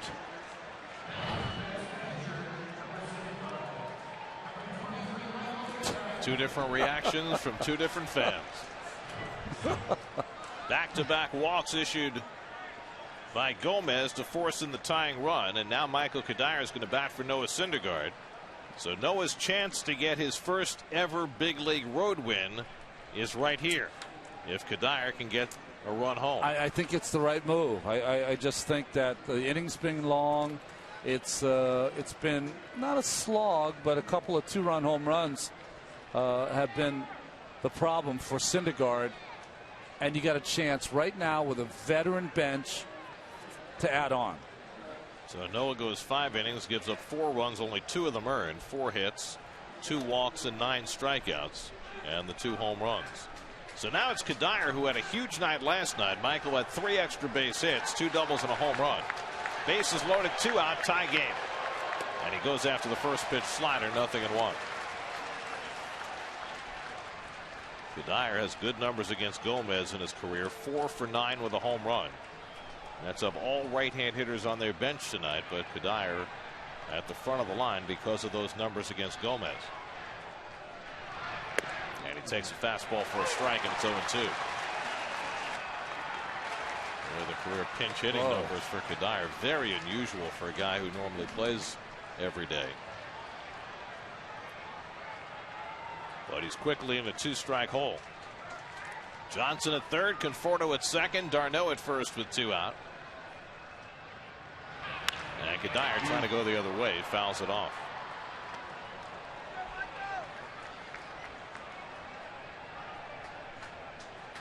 Michael last night swung the bat as well as he has in any game this season. Pulled the ball 3 times for his 2 doubles and his home run. But here with 2 strikes, maybe looking to go to right. And he lines one to center field. That's down for a base hit. In to score is Johnson. Here comes Conforto. The throw is cut off. Michael Kadire with a pinch hit single gives the Mets the lead, and it's 6-4 New York.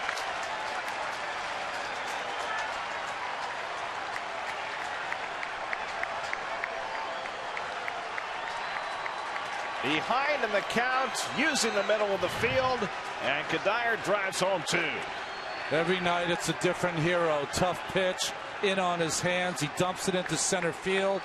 Good base running by Conforto, who got a great jump at second base. Look at that. Good base running, good secondary lead, made it easy for Tuffle to wave him in.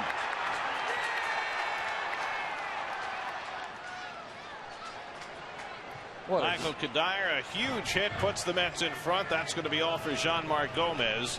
Pete Maccannon's going to make a double switch. Mets have scored 3 in the 6th inning after 2 were out to take a 6-4 lead. Aaron Altair will go into the outfield, and Elvis Araujo comes into pitch. River Spring brings the call to the bullpen. Mets up 6-4 in the 6th.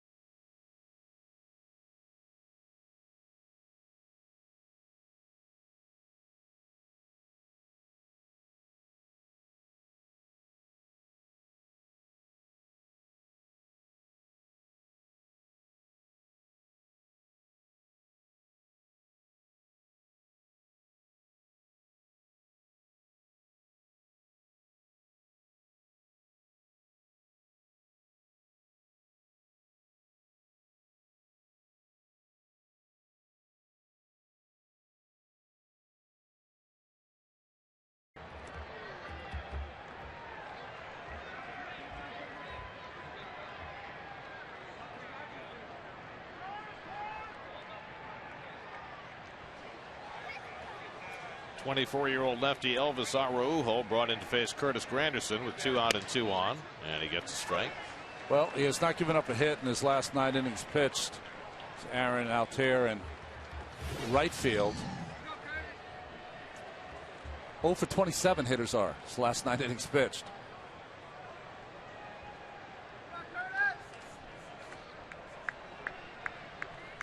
Granderson 0 for 2 and a walk tonight.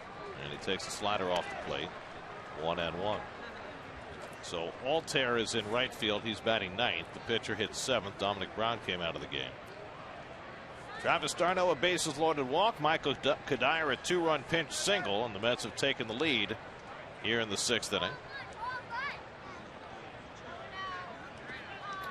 And Granderson takes one of the dirt, knocked down by Chooch. 2-1. Well, we mentioned Kadire and his pinch hitting numbers, and that's up to the moment after getting that hit on an 0-2 pitch. And just a fastball in, but he gets enough head on the ball to loop it into center field for 2 runs.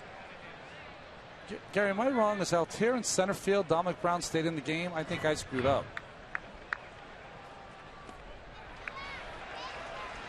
3-1 to Granderson.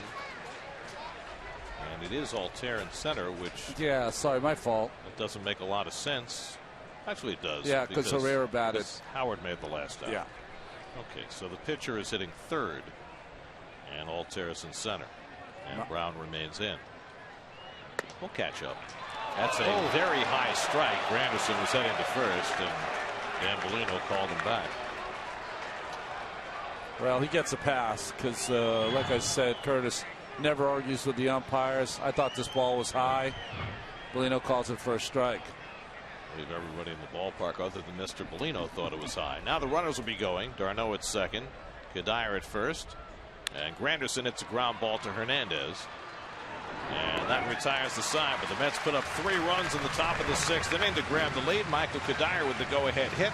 Mets will go to the bullpen with a 6-4 lead.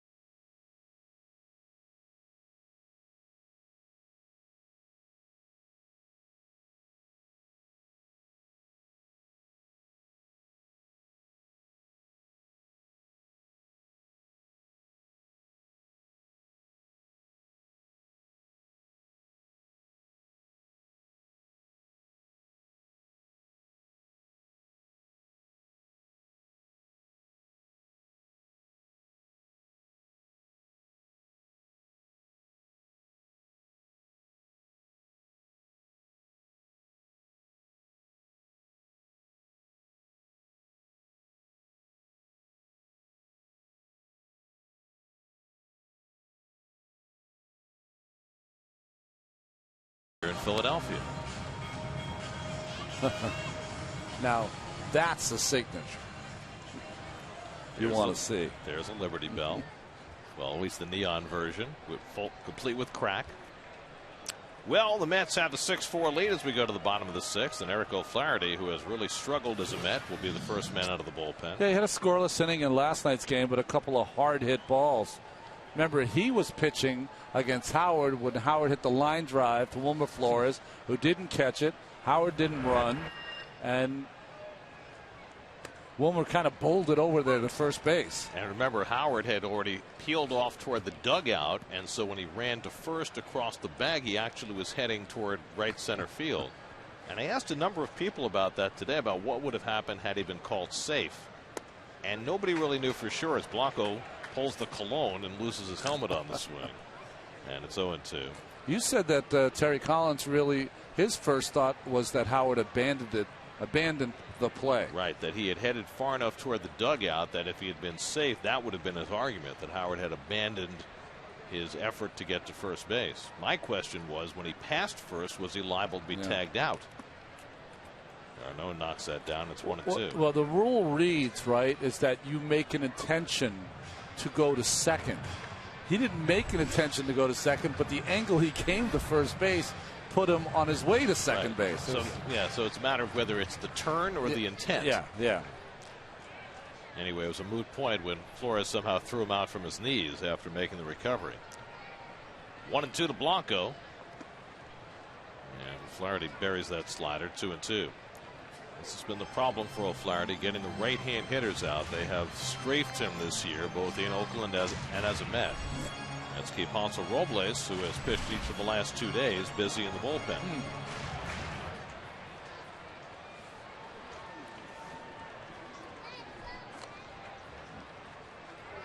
Now the 2-2. Dribbler, tough play. If it stays fair, Wright will let it roll, and it goes foul. Wisely done. Well, the Mets are one shy in the bullpen because Logan Verrett pitched on Sunday, so he is not even a factor. Gilmart not a factor either. Not tonight after going 3 1/3 last night. So you're basically down to 5 guys. O'Flaherty the first of those. Torres also worked last night, as did Robles. Familia and Clippard, though, are well rested. So you need 6 outs. That's what you need. You need the outs in the 6th to the 7th to get to Clippard and Familia with the lead. I think it's possible that, especially with a couple of days of rest, if you need some key outs in the 7th, you might see Clippard there. You're right. Blanco tops one toward third. Do or die pick up by Wright. He bobbles it, makes the throw, not in time. And that ball popped out of his glove just long enough to cost David the play, and Blanco's safe at first. Well, we've seen David make this play over and over, and that is kind of throw the leather out there and hope it goes in the glove, but he caught it right like an ice cream cone, and that's why he didn't get the good grip on it and the late grip and good hustle by Mr. Blanco. So it's an infield hit for Andres Blanco to start the home 6th inning.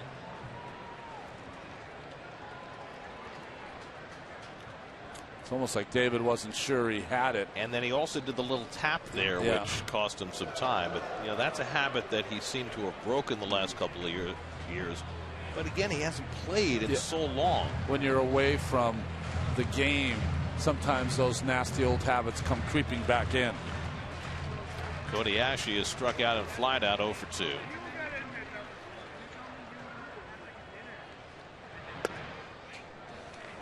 Flaherty gets it in for a strike. It's just timing. That's all it is. We've seen him make that play 1,000 times. Timing is off.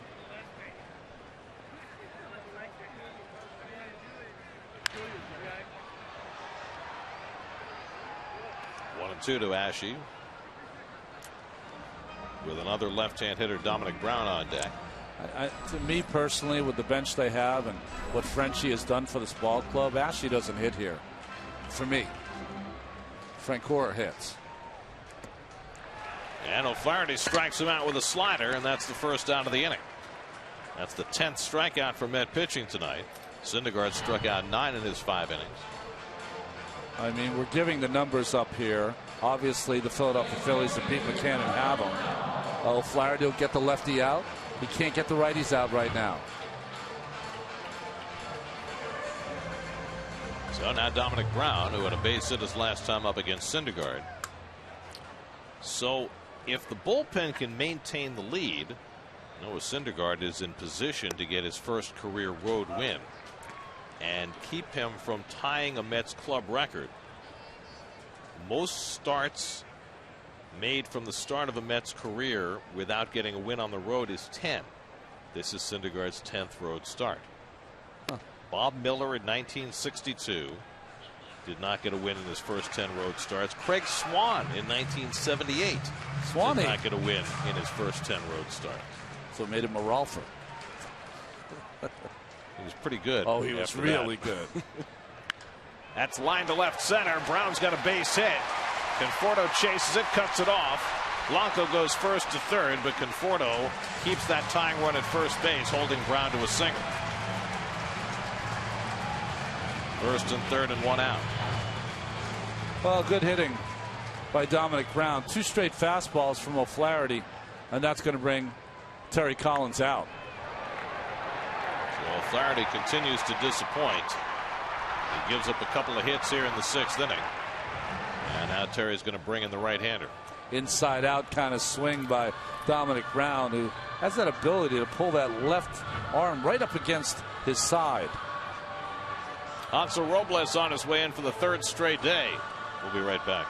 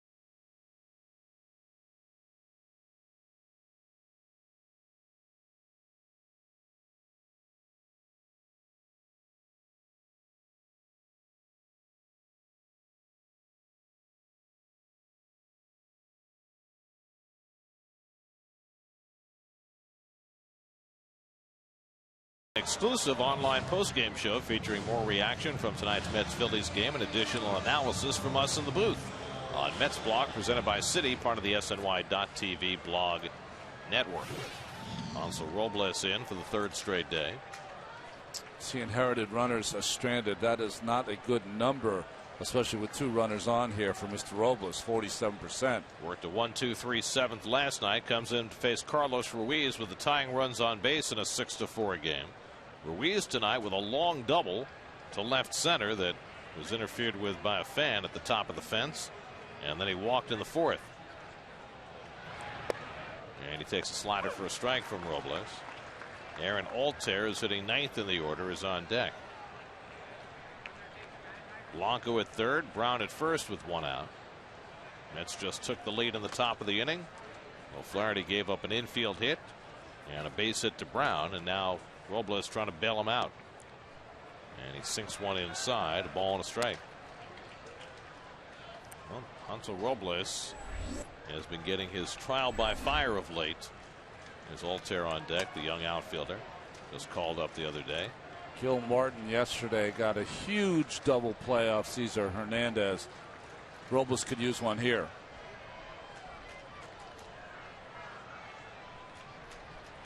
And Ruiz takes the slider off the plate, 2-1.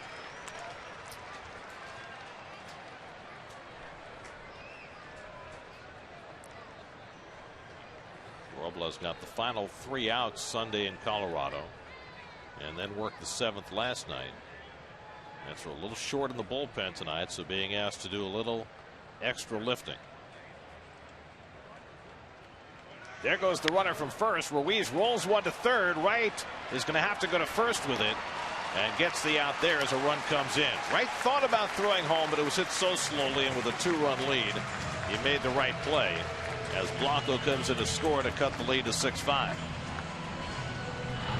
Smart play by David. You're really tempted to try to make this play at home, but good speed on third base, getting out, and give your pitcher a chance to get out of this with the Mets with a slim lead. And you saw Darno pointing to first base. Yep. He was providing good guidance there. Well, you want to hear from your infielders. 1-1-1-1 means get you out at first base. So 2 out. Mets now with a 1-run lead. Tying run at second, and Aaron Altair will bat for the first time. Altair, 24 years old, born in Germany, grew up in Arizona.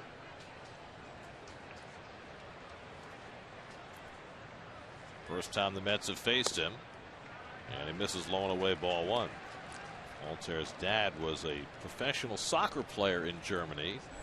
His mom was in the U.S. military. That's right. And they met. Well, he's one of those guys that seems like every organization has one. Tremendous, I mean tremendous athlete. And kind of learning how to hit enough to use that athletic ability. Got a smattering of at-bats late last season. He's had 16 at-bats since being called up this year, and he's already hit 2 home runs, so he's already made an impact. Batting with the tying run at second and 2 out.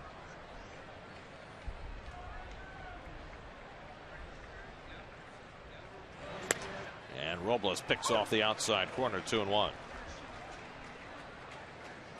Well, the Nationals leading the Padres 4-2, bottom of the 6th. Steven Strasburg pitching tonight. Nats trying to win their 3rd in a row and get their footing now that they've got their lineup back intact, with Denard Span coming back today. And Robles keeping it away from Altair, and it's 3-1. Cesar Hernandez, a switch hitter, waiting on deck.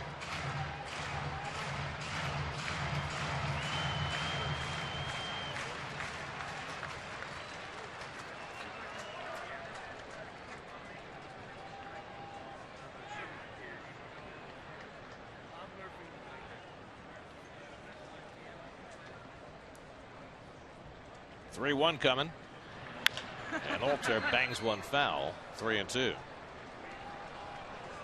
Lost your cap. Well, that's very nice of you. Cap and ball. Which cap is the ball under? Oh. I got a feeling in some ballparks, if you toss your cap like that, you're not getting it back. That's right. That's right.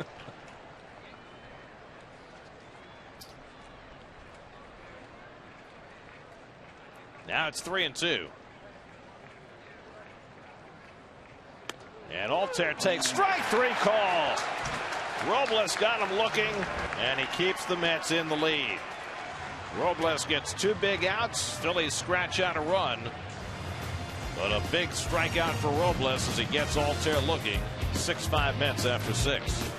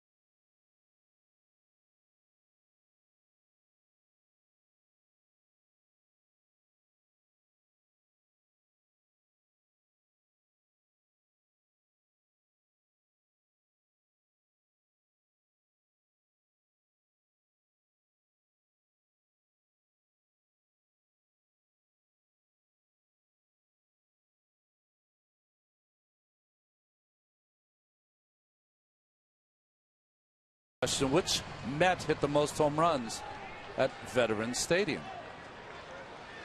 I mean, it's similar to the question we had last night, right? Well, that was most against the Phillies, yes. right? And this ballpark opened what year? 04? Is that right? It's a dark period for me. I'm not sure. Yoenis Cespedes leads off for the Mets. Now, Connie Mack Stadium, they moved from there to the Vet in '71. Okay. And then from the Vet to here, I think it's 04. Okay. I might be wrong. That sounds about right. Cespedes hit a 2-run homer back in the first inning. And he moves his feet out of the way as Araujo comes inside. 2-0. Murphy and Wright to follow. The old Vet, they used to, as Murph's on deck, they used to, when you warmed up in left field, they would just drop peanuts on your head the entire time. It was.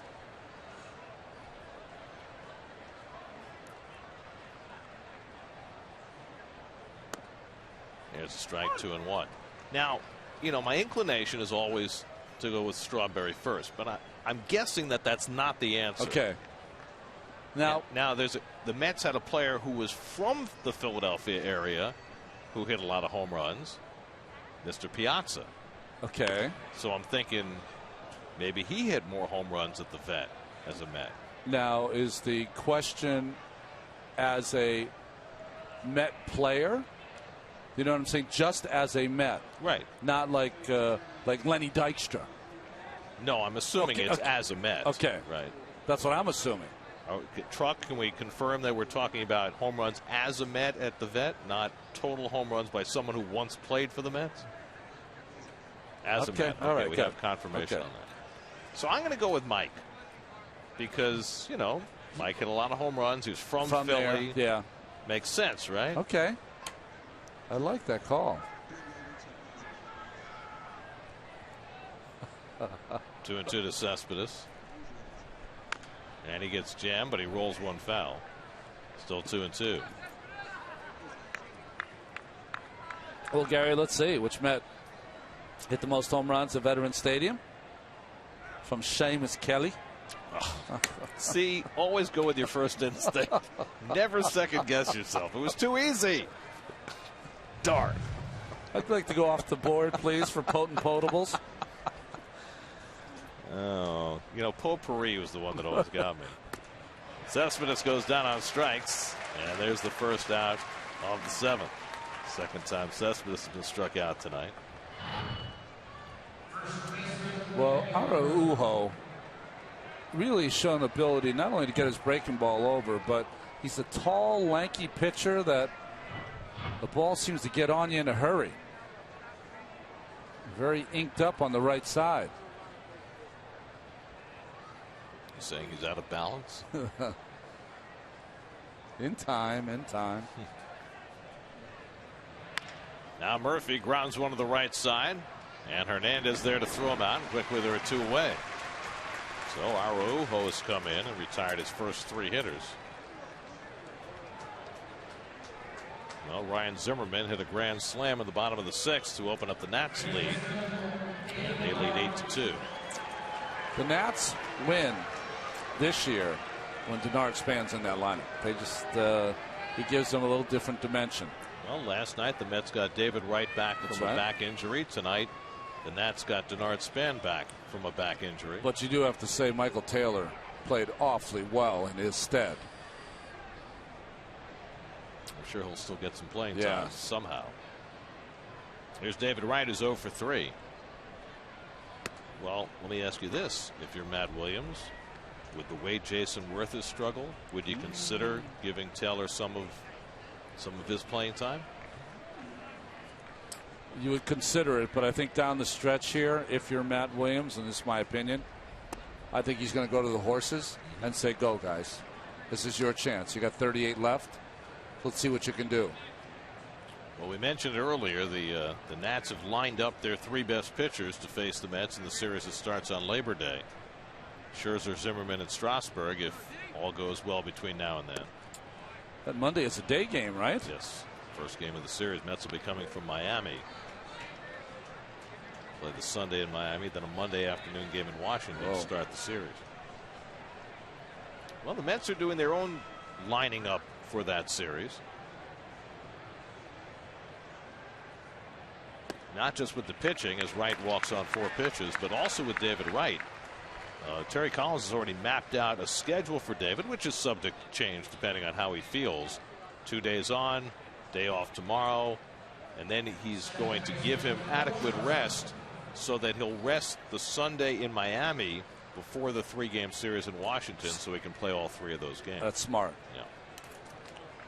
Here's Kelly Johnson, who's 2 for 3 tonight. Kelly got the start because of his good numbers against Jerome Williams, and those paid off. Williams went 5 1/3, allowed 5 runs, 4 earned, 5 hits, and he's pitcher of record on the short side in this game. John Margomez was charged with a run in 1/3 of an inning.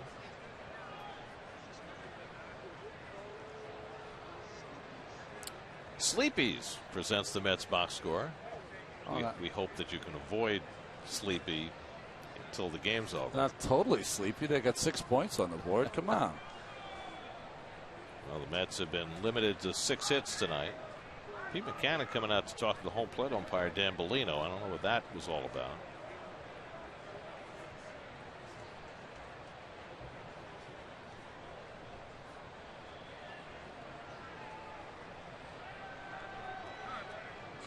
Right at first and 2 out. Johnson facing the lefty.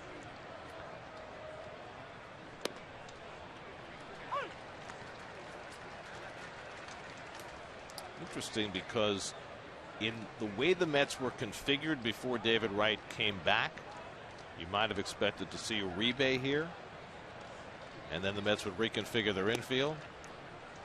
But you're not going to move Wright off third, and Uribe so far has not played anywhere else. But he took some ground balls at first base. You could put him at first, move Murphy to second base. That's a big if. If he's ready to do that. Yeah. I don't know if that's the case yet. And the other day when Terry asked Uribe about first base, where he's played 4 games in his career, he was a little trepidatious about it. So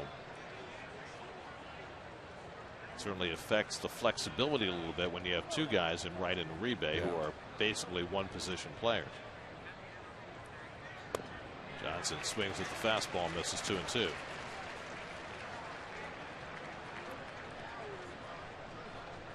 Because the one thing the Mets have majored in over the last month is flexibility.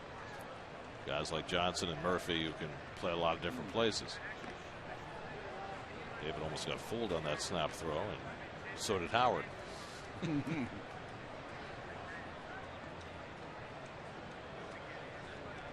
It's like Tom Goodwin, the first base coach, was a little surprised too. 2-2 to Johnson, and he got him with a high fastball.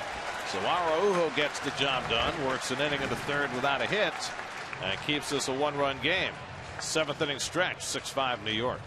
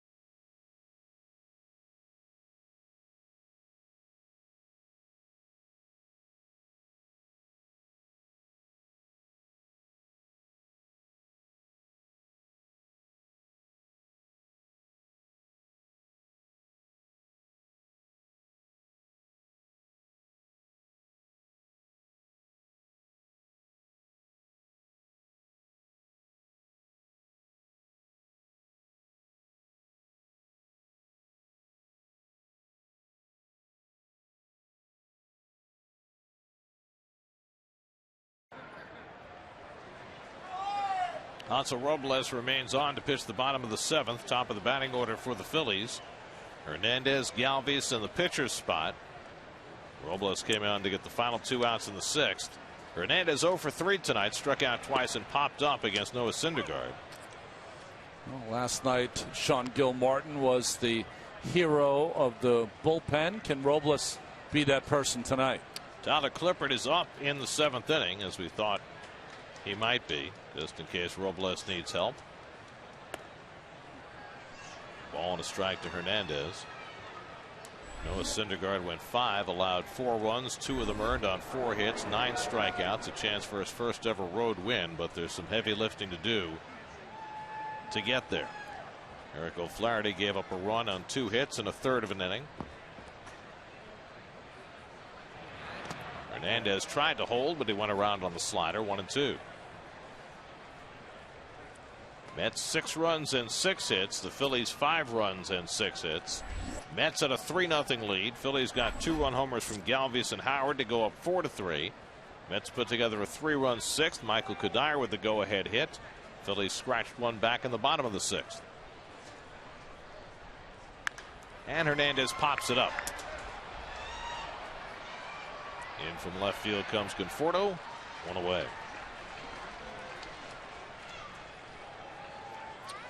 Well, Dwight Gooden, it's been 30 years since his amazing 1985 season. 30 years ago.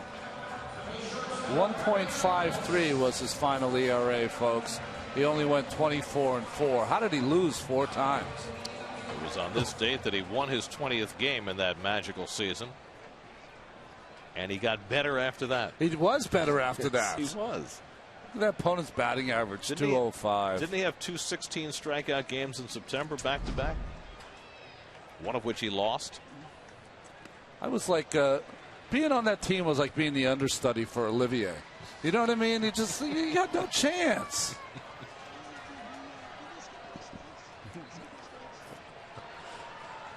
They did not skip any starts for Dwight Gooden that year. He pitched the whole year. Not a lot of innings limits or pitch limits. 276 innings that year. Yeah.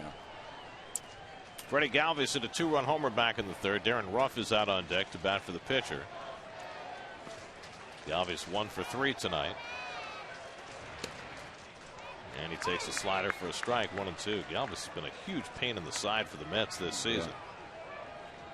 15 hits in the 11 games. Mets have won 9 of 10 from the Phillies this year, and going back to last year, the Mets have won 21 of the last 26 from Philadelphia. Robles was trying to quick pitch Galvis. Galvis staring out at Robles. Robles staring back at Galvis. It's up to the umpire to get him in the box.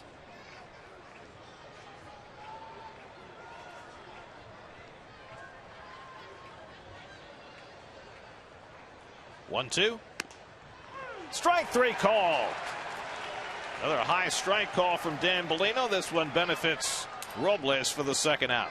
A strange at bat by Galvis. The stare down with Robles, and then he just takes the ball. I mean, you got to offer it that. He doesn't even think of offering it. Look at the fanatic. What's he think about this? He's a statue just like Galvis. Frozen. Well, here's Ruff, who pinch hit last night and struck out against Sean Gilmartin, and the Philly dugout is very upset, and they're screaming at Robles, and Jeff Francoeur steps out of the dugout, and now we've got some really hard feelings.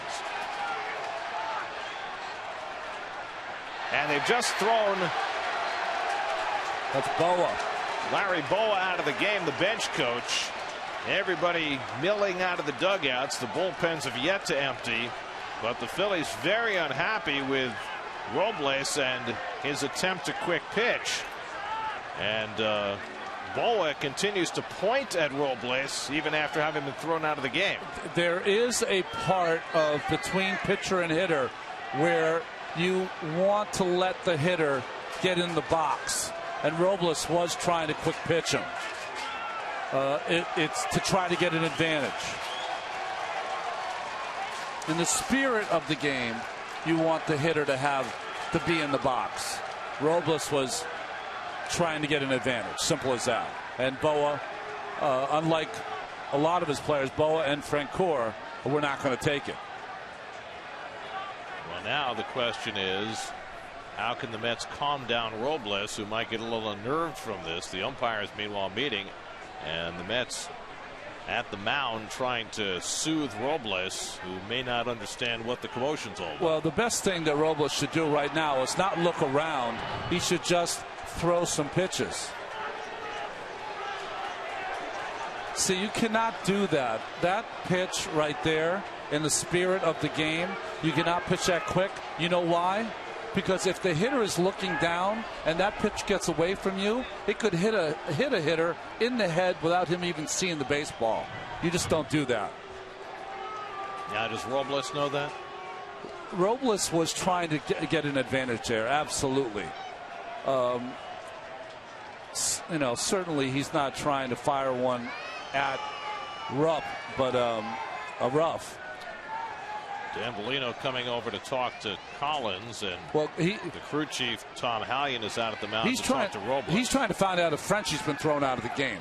I think that's the key. I don't think Frenchie was thrown. I don't think so. I think it was just Boa. Yeah, I agree. Frenchie could have been thrown out of the game. He came on the field. Well, you know, the Phillies have been taking it from the Mets this year. And it's a dangerous play, Gary. You cannot throw the ball while a guy is looking down. Darnell's telling him to wait, and he comes to the pitch. That's just, it's not right. And the home plate umpire Bellino said no pitch, even though he had not granted time before Robles threw it, because, as you say, it was not in the spirit of the game. Yeah. So now both are ready, and Robles' pitch to Ruff is in for a strike. And maybe not coincidentally, that's the hardest pitch that Robles has thrown.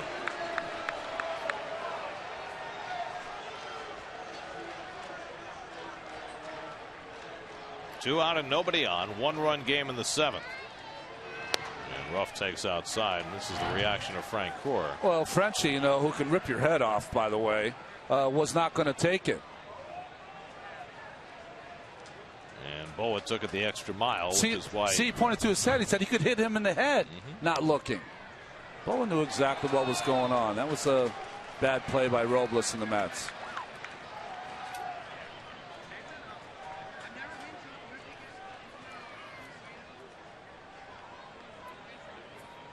Well, it certainly adds a little edge. Yes, it does.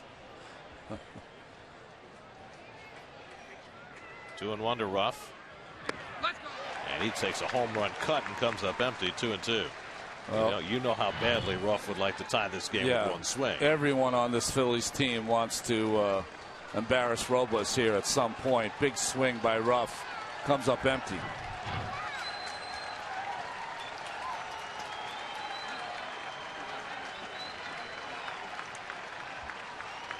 Now the 2-2. Fouls back that fastball.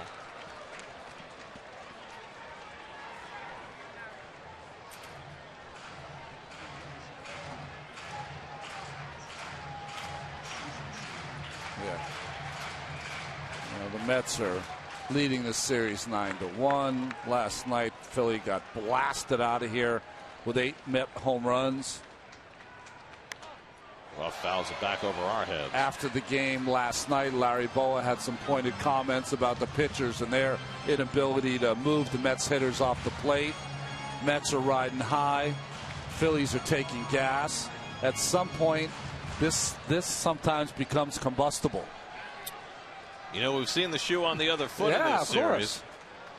When it was the Phillies who were being the bullies. 2-2 coming. And Ruff fouls another one back. But as far as the Robles play, Gary, there's a way of bullying, but it's the wrong play. It's baseball etiquette. Baseball etiquette. You've got to have some humility, sportsmanship. This will be the 8th pitch of the at-bat to Ruff. He struck him out. Robles takes one little glance and then turns toward his own dugout. 1-2-3 inning for Robles. He's fanned 3 in relief.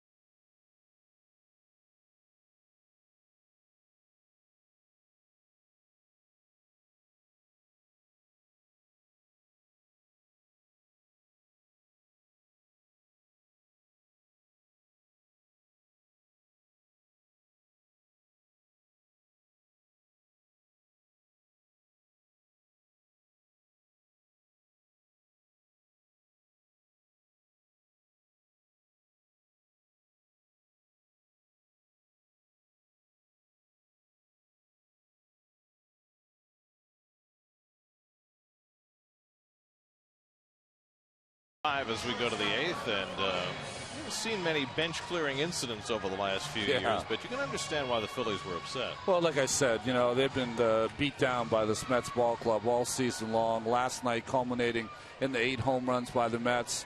You know, I know Mets fans aren't going to enjoy this, but you know, when you have big leads like last night, and Murph and Cespedes hit those big home runs to end it, the 7th and 8th home run, and you kind of throw your bat and take your time running around the bases as Luis Garcia comes out, it starts to build.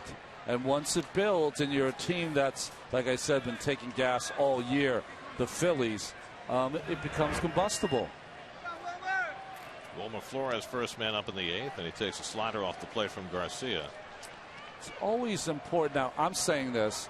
I came from one of the worst ball clubs of all time about showing teams up.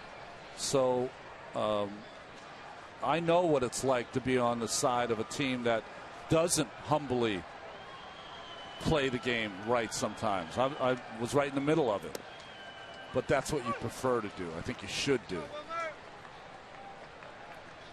Well, I think, you know, there's a way of looking at it where you say, well, the game has changed in that the celebrations are more accepted. Of course. But what Robles just did is not accepted. It's dangerous. Right. It's dangerous. That's the difference. Nobody's hurt by somebody posing at home plate. Yeah. Somebody could get hurt by throwing a pitch when the hitter's head is down. Yes. And I think that's where you certainly draw the line. And, you know, again, I go back to Robles is trying to get an advantage, but do you think he knew that he was doing something that was unacceptable, or do you think it took him by surprise as Flores strikes out for the first out in the 8th? I think he realized it was unacceptable when, if you noticed the pitch he threw, it was only about 60, 70 miles an hour. So I think he anticipated at some point Ruff was going to look up and he was going to be on his way. The problem is Ruff never looked up. You have to wait for that. It's just, you know, it's baseball etiquette. It's an improper play. 1 out and nobody on. No, Michael Conforto, who's 0 for 2 and a walk tonight. That's took the lead in the 6th, and Conforto had a piece of that, a 4-pitch walk, and he hits one right back to Garcia, who was able to find it and make the play after getting struck by that ball. And hobbling slightly, but he appears to be okay.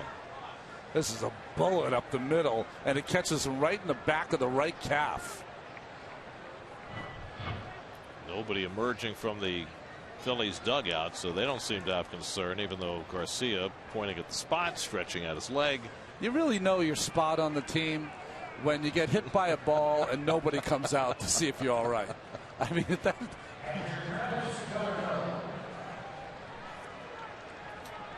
part of that may be we have to go to the bullpen early last night. Our starter left in the 6th inning tonight. We don't want the wrong answer. You're not coming out. So 2 out and nobody on. Here's d'Arnaud, who's walk forced in the tying run in the 6th inning. That was a tremendous at bat he had against Jean-Marc Gomez to get the game even. Travis is 1 for 2, and he takes a breaking ball for a strike. There are tonight's starters, brought to you by People's United Bank. Noah Syndergaard still in line for that elusive first road win, as he outpitched Jerome Williams tonight. Gave up a couple of 2-run homers, but struck out 9 in 5 innings. Only 2 earned runs. I was just thinking about Noah, if he's able to get this win. Remember the scene in Goodfellas where Henry Hill, as a youngster, gets out of jail for the first time? That'll be what it'll be for Noah. Well, I think it is a psychological hurdle of some note for Syndergaard. I won my first game on the road in Pittsburgh, and that was after 4 tries, so that was a bummer, having to go 4 times without getting a win. 0-2 to d'Arnaud. I tend to think, and you can correct me if I'm wrong, that those things are mostly happenstance. Yes, they are. But once you get an accumulation of those non-winning starts, then it becomes a thing. Well, if you look at any, it becomes a thing, and we noticed that is that even the Mets have made it a thing by trying to change how he warms up before the game. But if you take a totality of any pitchers in the major leagues for any length of time. d'Arnaud drives one to left. Going back is Ashe. It's over his head and off the base of the wall. d'Arnaud will head to second, and he's in standing with an extra base hit. His 5th extra base hit in his last 13 at bats. He is all the way back. Hanging slider here from Garcia. Right in the middle of the plate. Big dot on it. And ball just powered over Ashe's head, who was playing deep, but still couldn't get to it. And when he couldn't pick it up, double for d'Arnaud. Juan Uribe will bat for the pitcher. I was saying a totality of anyone who's been around baseball a long time. Pitchers, their numbers at home are almost always better. More comfortable on your own mound.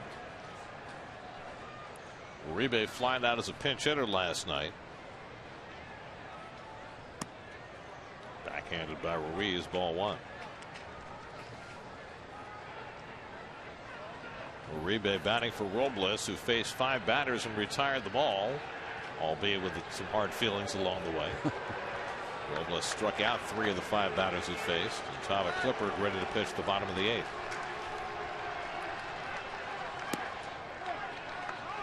Uribe went around on that half swing on a pitch that was a 1.5 feet off the plate, and it's 1-1.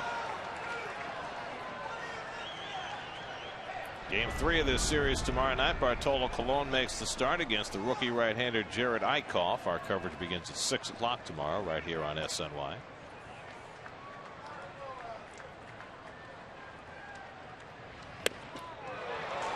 One and 2 to Uribe. His facial expressions are priceless. Yeah, he is.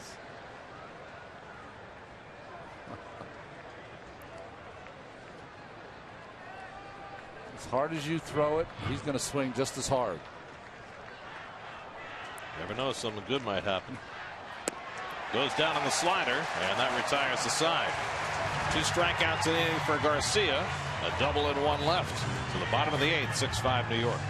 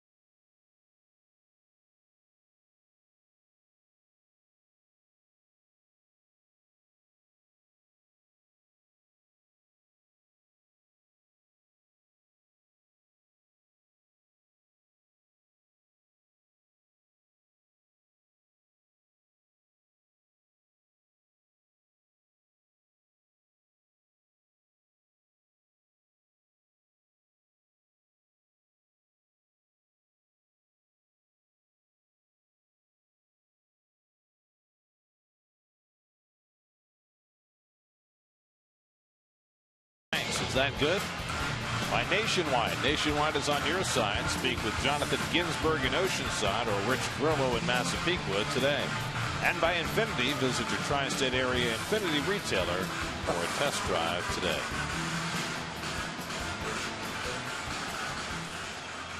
Tyler Clippard on to pitch the bottom of the 8th. Well, his ERA just over 2 with the Mets. He's on to face Howard, the left-hander. Left-handers are hitting 111 against him this year, 181 in his fine career. Ryan Howard, a 2-run homer back in the 3rd that at the time gave the Phillies a 1-run lead. Howard, Blanco, and Ashe, 3 left-hand hitters for Clippard in the bottom of the 8th. That's 6 runs, 7 hits. The Phillies 5 runs and 6 hits.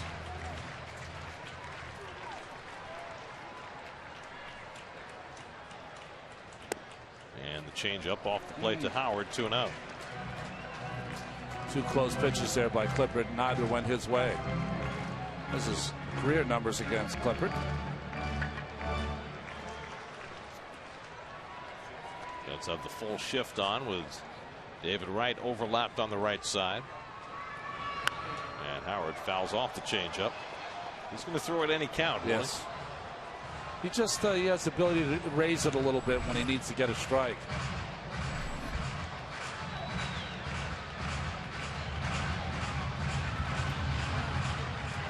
Well tested in this National League East, Mr. Clippard. 2-1 coming. And Howard hooks one out to center field.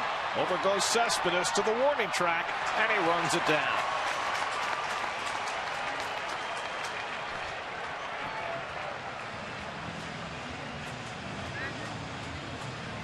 Well, that's a fortunate break for Clippard and the Mets. Hanging changeup. Howard just missed it. Cespedes runs it down.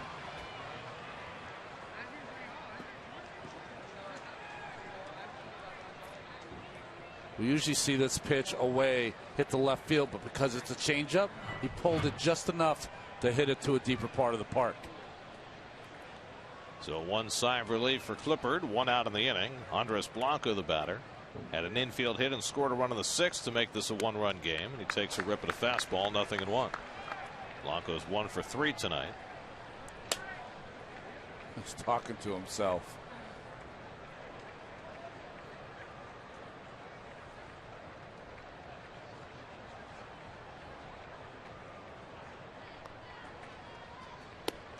Blanco thinking about dropping a bunt down David Wright's way. But it's a strike, 0-2.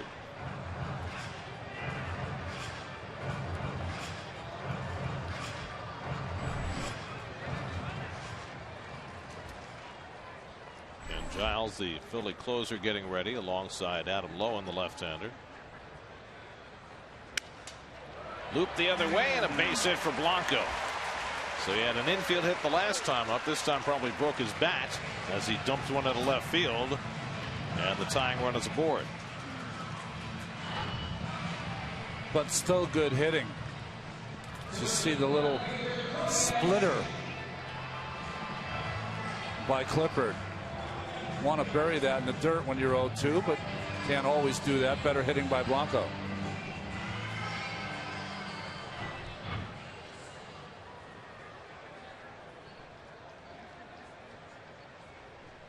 So here's Cody Ashe, who's 0 for 3 tonight. Blanco not a base stealer. And Clippard misses up and away to Ashe.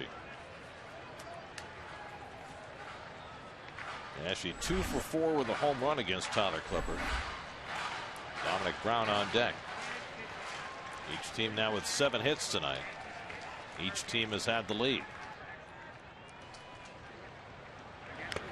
And Ashe goes after the changeup, 1-1. It's such a dastardly pitch. Well, it's almost, you know it's coming and you still can't hit it.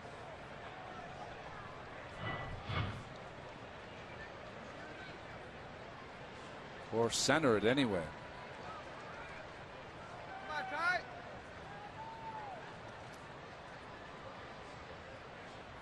1-1 from Clippard. And Ashe fouls back the fastball, and it's 1-2. Well, what Clippard does, which sets up his changeup, he throws enough pitches up in the strike zone that and with the same motion that he has with his fastball, he has with his changeup. That's the deception.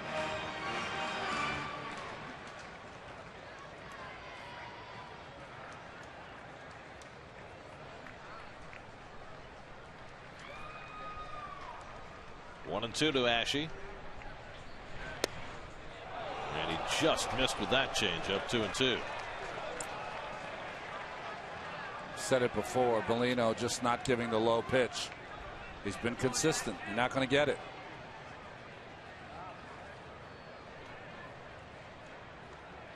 A pitch that I think consistently around baseball, Gary, has been called more this year. Well, over the last few years, the strike zone has gotten a little lower. No question. Blanco at first and one out. And Ashe fouls back the fastball. We're in the bottom of the 8th in Washington. Nats 8, Padres 3. So it looks like the Mets will need a win tonight to maintain their 5.5 game lead, which has been their largest lead this season. Big Game James has had an indifferent second half for the Pods. Again, the 2-2. And a full count to Ashe. Well, tough call here. Would you send Blanco in this spot, try instead of the double play? Dominic Brown's up next. I say no, because you want to give Brown a chance to hit. You don't want to strike him out, throw him out, because Blanco doesn't have a lot of speed. Ashe 82 strikeouts this year. Not going, and Ashe pops it up foul. That'll come back out of play.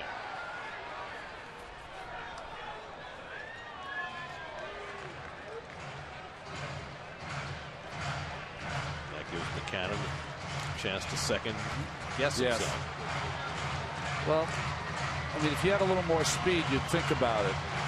You just would hate to have a strike him out, throw him out when you have a, I can't say a home run hitter, but guy with home run power.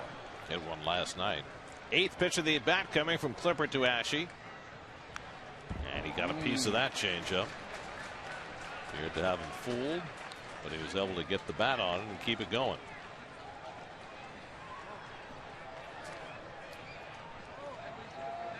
Some heavy lifting for Clippard. Gave up the long fly ball to Howard to the warning track.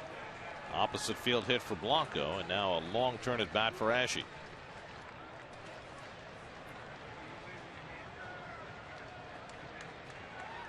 (3-2), and he walked him, and that pushes the tying run to second and puts the go-ahead run on base. So it's not coming easily for Tyler Clippard tonight. Familia's up in the bullpen. You know, the one thing I noticed, and the Mets now, listen, they hit Clippard pretty well of all the teams that he had to face. But the one thing about Clippard I've always seen, he's a bend not break kind of guy. He's never a 1-2-3 easy inning, or so it seems. Well, face Dominic Brown now with 2 men on. Blanco at second, Ashe at first. Neither one runs particularly well. Brown in his career against Clippard, 2 for 8 with a home run, and he has 2 hits tonight, both of them to left field.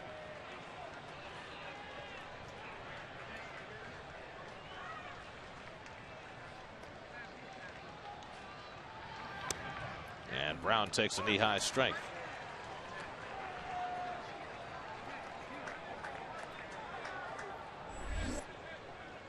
Carlos Ruiz waiting on deck. Clippard, the 4th Met pitcher of the night. Trying to protect the lead for Noah Syndergaard. Interesting, Familia up in the bullpen in the 8th. We haven't seen that since Clippard arrived. Something we saw routinely in the first half of the year. Familia asked to get 4 and 5 out saves.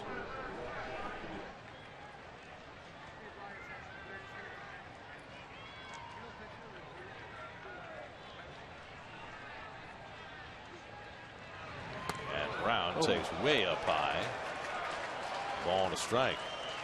No, doing well to keep that from going to the backstop. That would have been a huge wild pitch had it gotten by. Saw Clippard look at his hand like the ball slipped. Couldn't even tell what that pitch was. Only 79 miles an hour.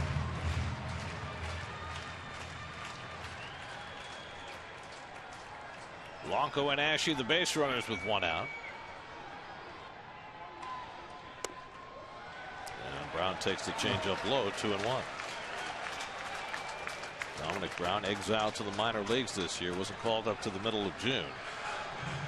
And his numbers, quite frankly, have been just as disappointing this year as they were last year. But he hit a 3-run homer last night, had 2 hits. He's got 2 more hits tonight. So he swung the bat well in this series.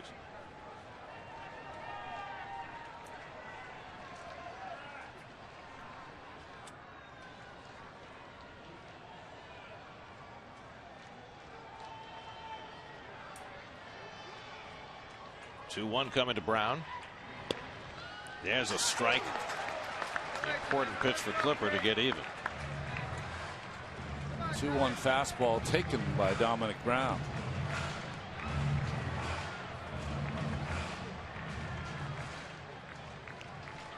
Twenty pitches deep in this 8th inning, and still lots of work to do for Clippard. 2-2 to Brown. Fouled it back. Fastball from Clippard.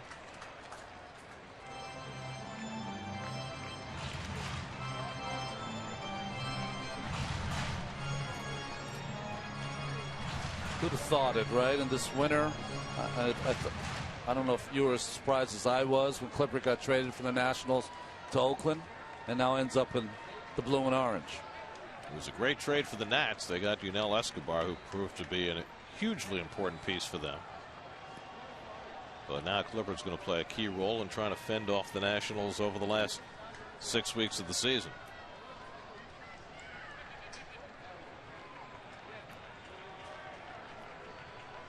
Two and two to Dominic Brown. And he fouled back another fastball. Clippard dialing it up to 93. To me, that's got to let you know as a pitcher that he's on your fastball. So you have to counter either with the breaking pitch or changeup. Well, you can't afford, can you, if you're Brown, to look changeup? You can't. With 2 strikes? No, not with 2 strikes.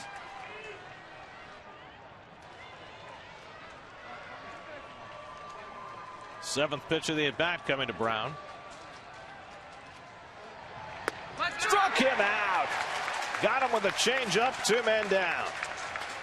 That's just classic veteran relief pitching, watching the bat.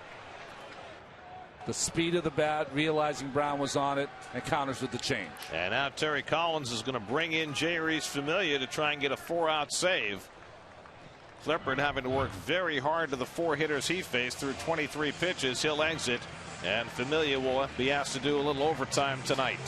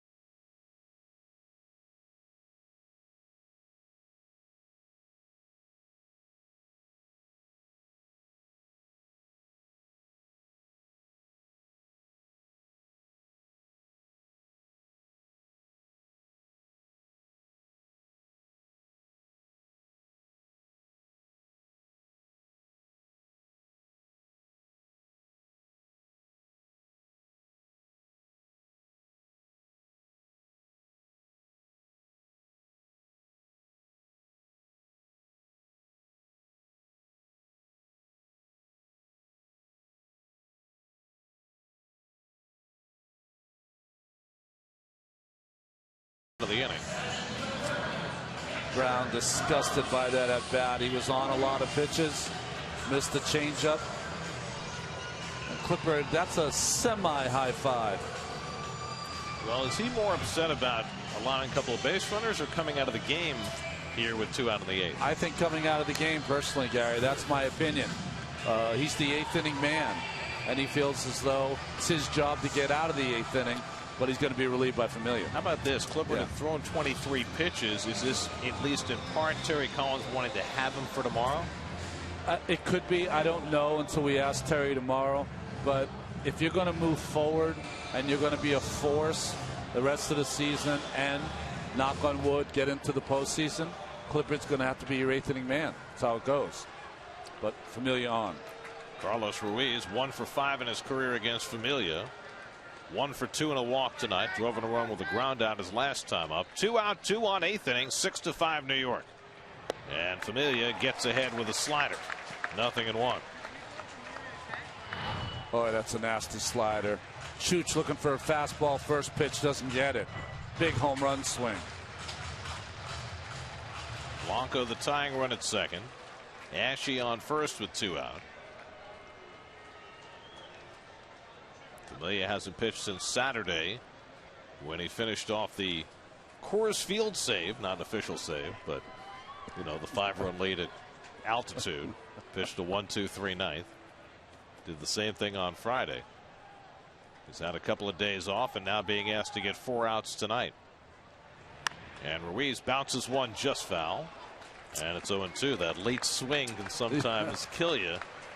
Well, with Murphy playing off the line. Well, Murphy's playing off the line, and with Familia on, the only interesting part I find is that this is a pretty, not weak defensive infield, but it's their weakest. No Tejada. Duda, of course, on the DL.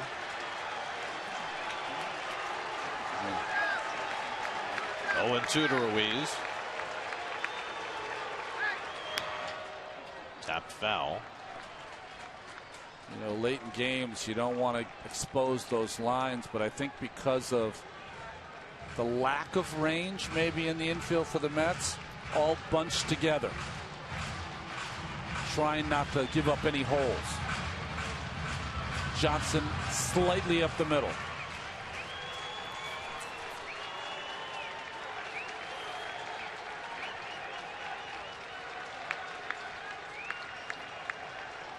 Familia ahead 0-2. And Ruiz hanging in there against the 99-mile-an-hour fastball.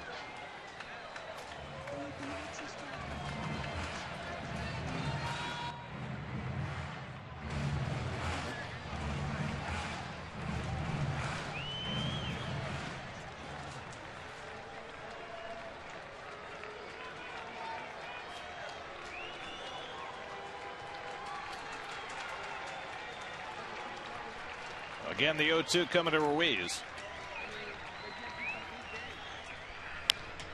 Slowly hit. Right moves in. Has time. Got him. Side retired. Familia gets 1 big out in the 8th. They'll be asked to get 3 more in the 9th. Mets tries to get some insurance, up 6-5 going to the 9th.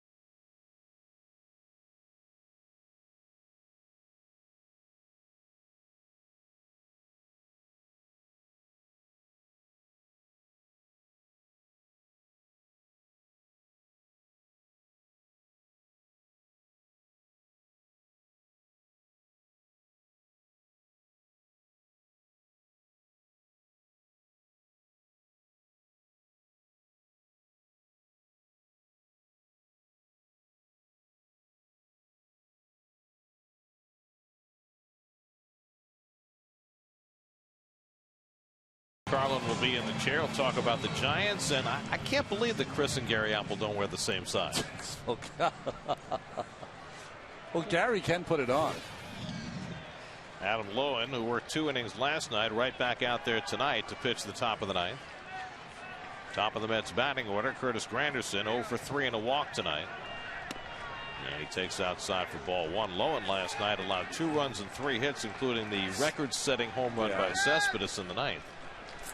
And Cespedes is on deck to face him again.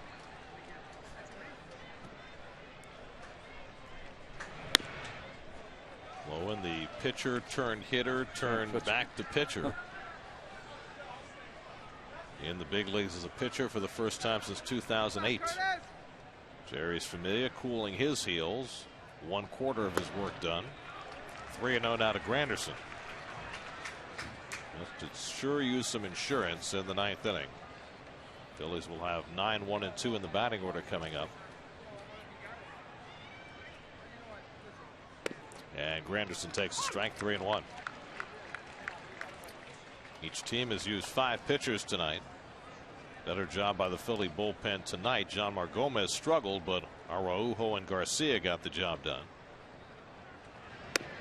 And there's ball 4, and Granderson's on again. He wasn't quite sure, was ready to flip the bat away and waited a beat before Dan Bellino let him know he could go to first base. Another couple of walks by Curtis.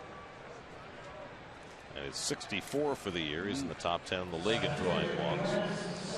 So Cespedes gets another crack at Lowen after taking him deep last night. In his final at bat, he then hit a 2-run homer his first time up today against Jerome Williams. Since then, he's grounded out and struck out twice.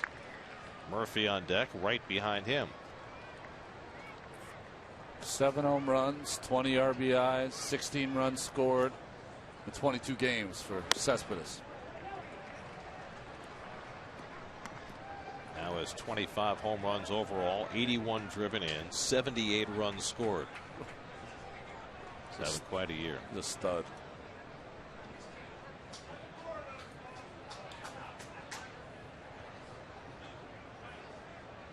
Meanwhile, the team he left keeps sinking. Yeah. Tigers started the night 6 games under 500. Way up high. Chooch did well to keep that from going to the backstop. He'll need a conversation with Lowen. Well, he needs it because he just dislocated his shoulder catching this baseball. Here comes Bob McClure to come out to talk to Lowen. A walk and not even close on a couple of pitches here. In the American League East tonight, the Astros clobbered the Yankees 15-1. What did you tell me Brendan Ryan did tonight? To pitch 2 innings. And the last Yankee pitcher to pitch more than 2 innings, Gene Michael in 1968. A non-pitcher going to the mound.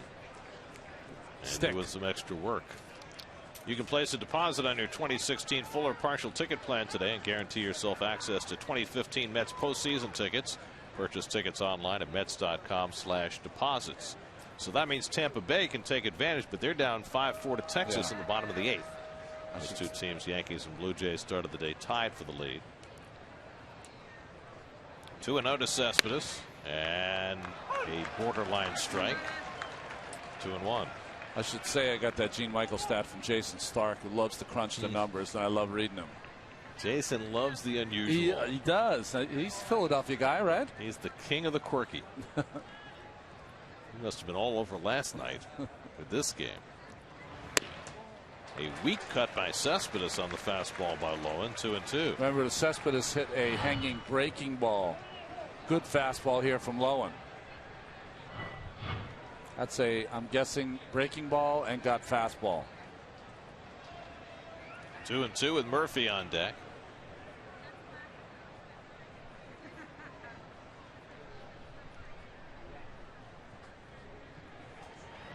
And Cespedes takes ball 3. Final in D.C., the Nationals have beaten the Padres 8-3. Steven Strasburg gets his 8th win. Padres lose despite 2 Jed Jerko home runs, but Ryan Zimmerman hit a grand slam for the Nats, so they win their 3rd in a row. Mets need to win to stay 5.5 in front. 3-2, nobody out. Granderson not running, and Cespedes grounds one slowly. Galvis gets the out at second, but no chance to double up Cespedes, just not hit hard enough. So they erase Granderson for the first down.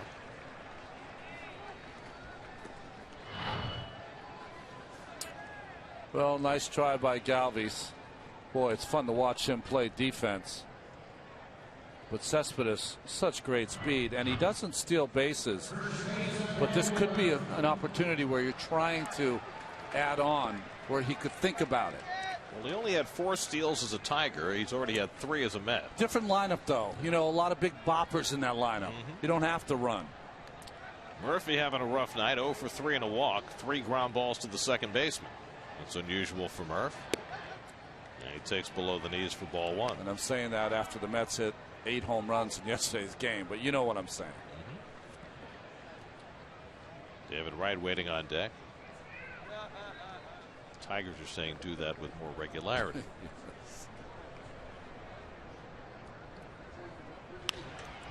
Murphy hits one in the air to shallow center. And Altair right there to grab it. 2 out.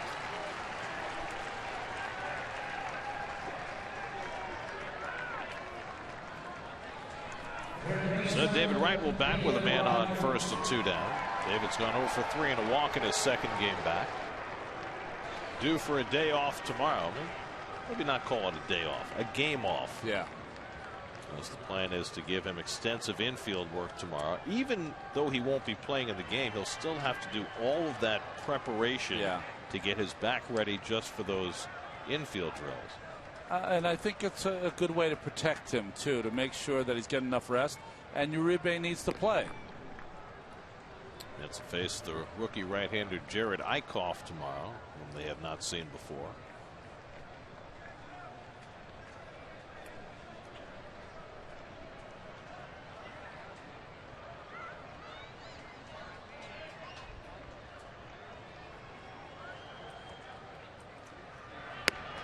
If you were Jerry's Familia in one of these more than one inning save opportunities, and you're sitting on the bench and innings moving kind of slowly, would you be walking around a little bit? No, I think what I would be doing is just concentrating on who I'm going to face. The 3 guys, well, not even 3 guys, stay in the present. Who's the first guy I got to face? How am I going to face him? How am I going to pitch him? How am I going to get him out? That's all you're concentrating on. I know what you're saying, maybe move around physically. But the greatest kind of foundation for what he's done this year is that he did it a lot last year as the setup man. And he was a starting pitcher in the minor leagues. There you go. Up and in to right, 2-1. He'll be facing the rookie Aaron Altair, whom he's never faced before, and then Cesar Hernandez and Freddie Galvis. And then a part of you is wishing that David Wright hits a 2-run home run. That's the other part. Maybe 3/4. Certainly make his job a little easier. 2-1 coming, and David goes after the breaking ball. 2-2. So one thing you've seen in tonight's game that the Mets did that they didn't do last night. There are a lot of swings that balls out of the strike zone.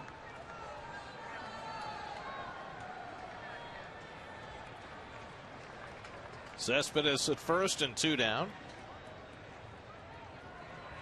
And Wright goes after the off-speed pitch, and he's a strikeout victim to end the inning. So Lowen gets around the leadoff walk, and it'll be just a 1-run lead for Familia to take to protect as he goes back to the mound for the bottom of the ninth.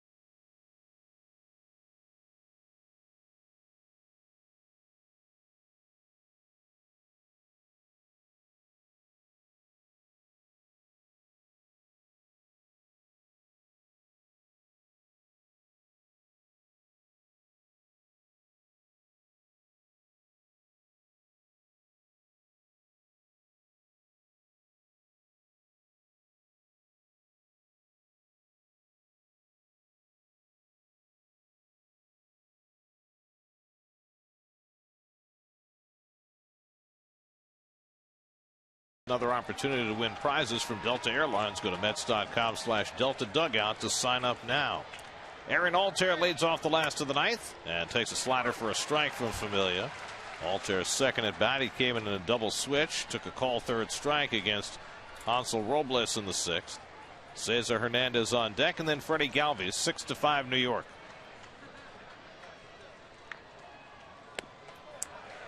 And another slider, another strike, and it's 0-2. You know, Gary, one thing you noticed after the All-Star break when he struggled, remember he was bouncing that slider, not even close. When he has control of that pitch, he has control of all of his pitches. Quick pitch, and he misses low and away. It's okay to quick pitch. Just have to make sure the hitter has his head up. No response from the Philadelphia dugout. A little dust up in the seventh inning, resulting from Hansel Robles throwing a pitch when Darren Ruff's head was down. Another quick pitch, and the fastball gets Altair for the first out in the last of the ninth. Two sliders on the black and a sinking fastball. Almost unfair. 4 times this year, Familia has registered a save of 4 outs or more, but the last time was June the 14th against the Braves, so that's nearly 2.5 months ago. He's gotten 2 of the 4 outs. Now he faces Cesar Hernandez, who's 0 for 4 tonight, and he bounces one foul. Well, the Mets had tied the game on a bases loaded walk in the 6th, and then Michael Kadire did this. Well, he's made for a guy that's been an everyday player, he's always had great numbers as a pinch hitter, and every night there seems to be a different hero, and tonight Kadire and Robles, other than the little brush up incident. And Familia head on Hernandez 0-2. Well, you see the defense now on the pull side. Murphy on the line. David just barely off the line. Familia working ahead of the hitters here in the ninth. 0-2 to Hernandez. Just got a piece. Is that a 94-mile-an-hour slider, that pitch? I think it might have been his splitter. Okay. Which he's that was an unusual as a changeup. Yeah. Jeez. He's thrown a few of those lately, particularly to the lefties. He's throwing pitches that I'm not familiar with. And there's the fastball, foul back.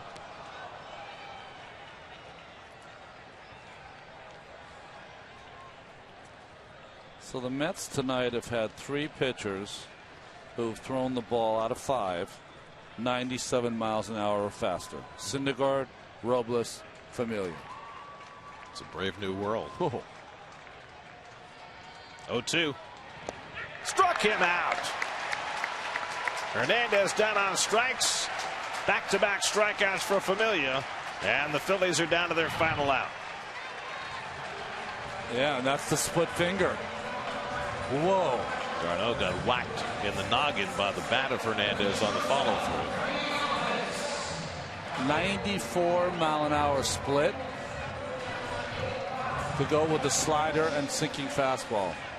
A tad unfair, you say? Freddie Galvis, the final hope for the Phillies. Hit a 2-run homer back in the 3rd, 1 for 4 tonight.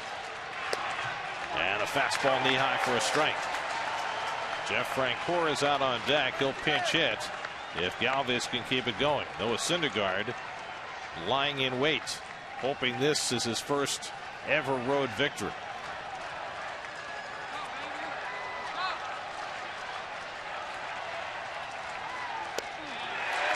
Oh, and 2. He's got that thing working. It's like a new toy. Just tumbles out of his hand. Phillies down to their final strike. 0-2. Little tapper back to Familia. And the ball game is over.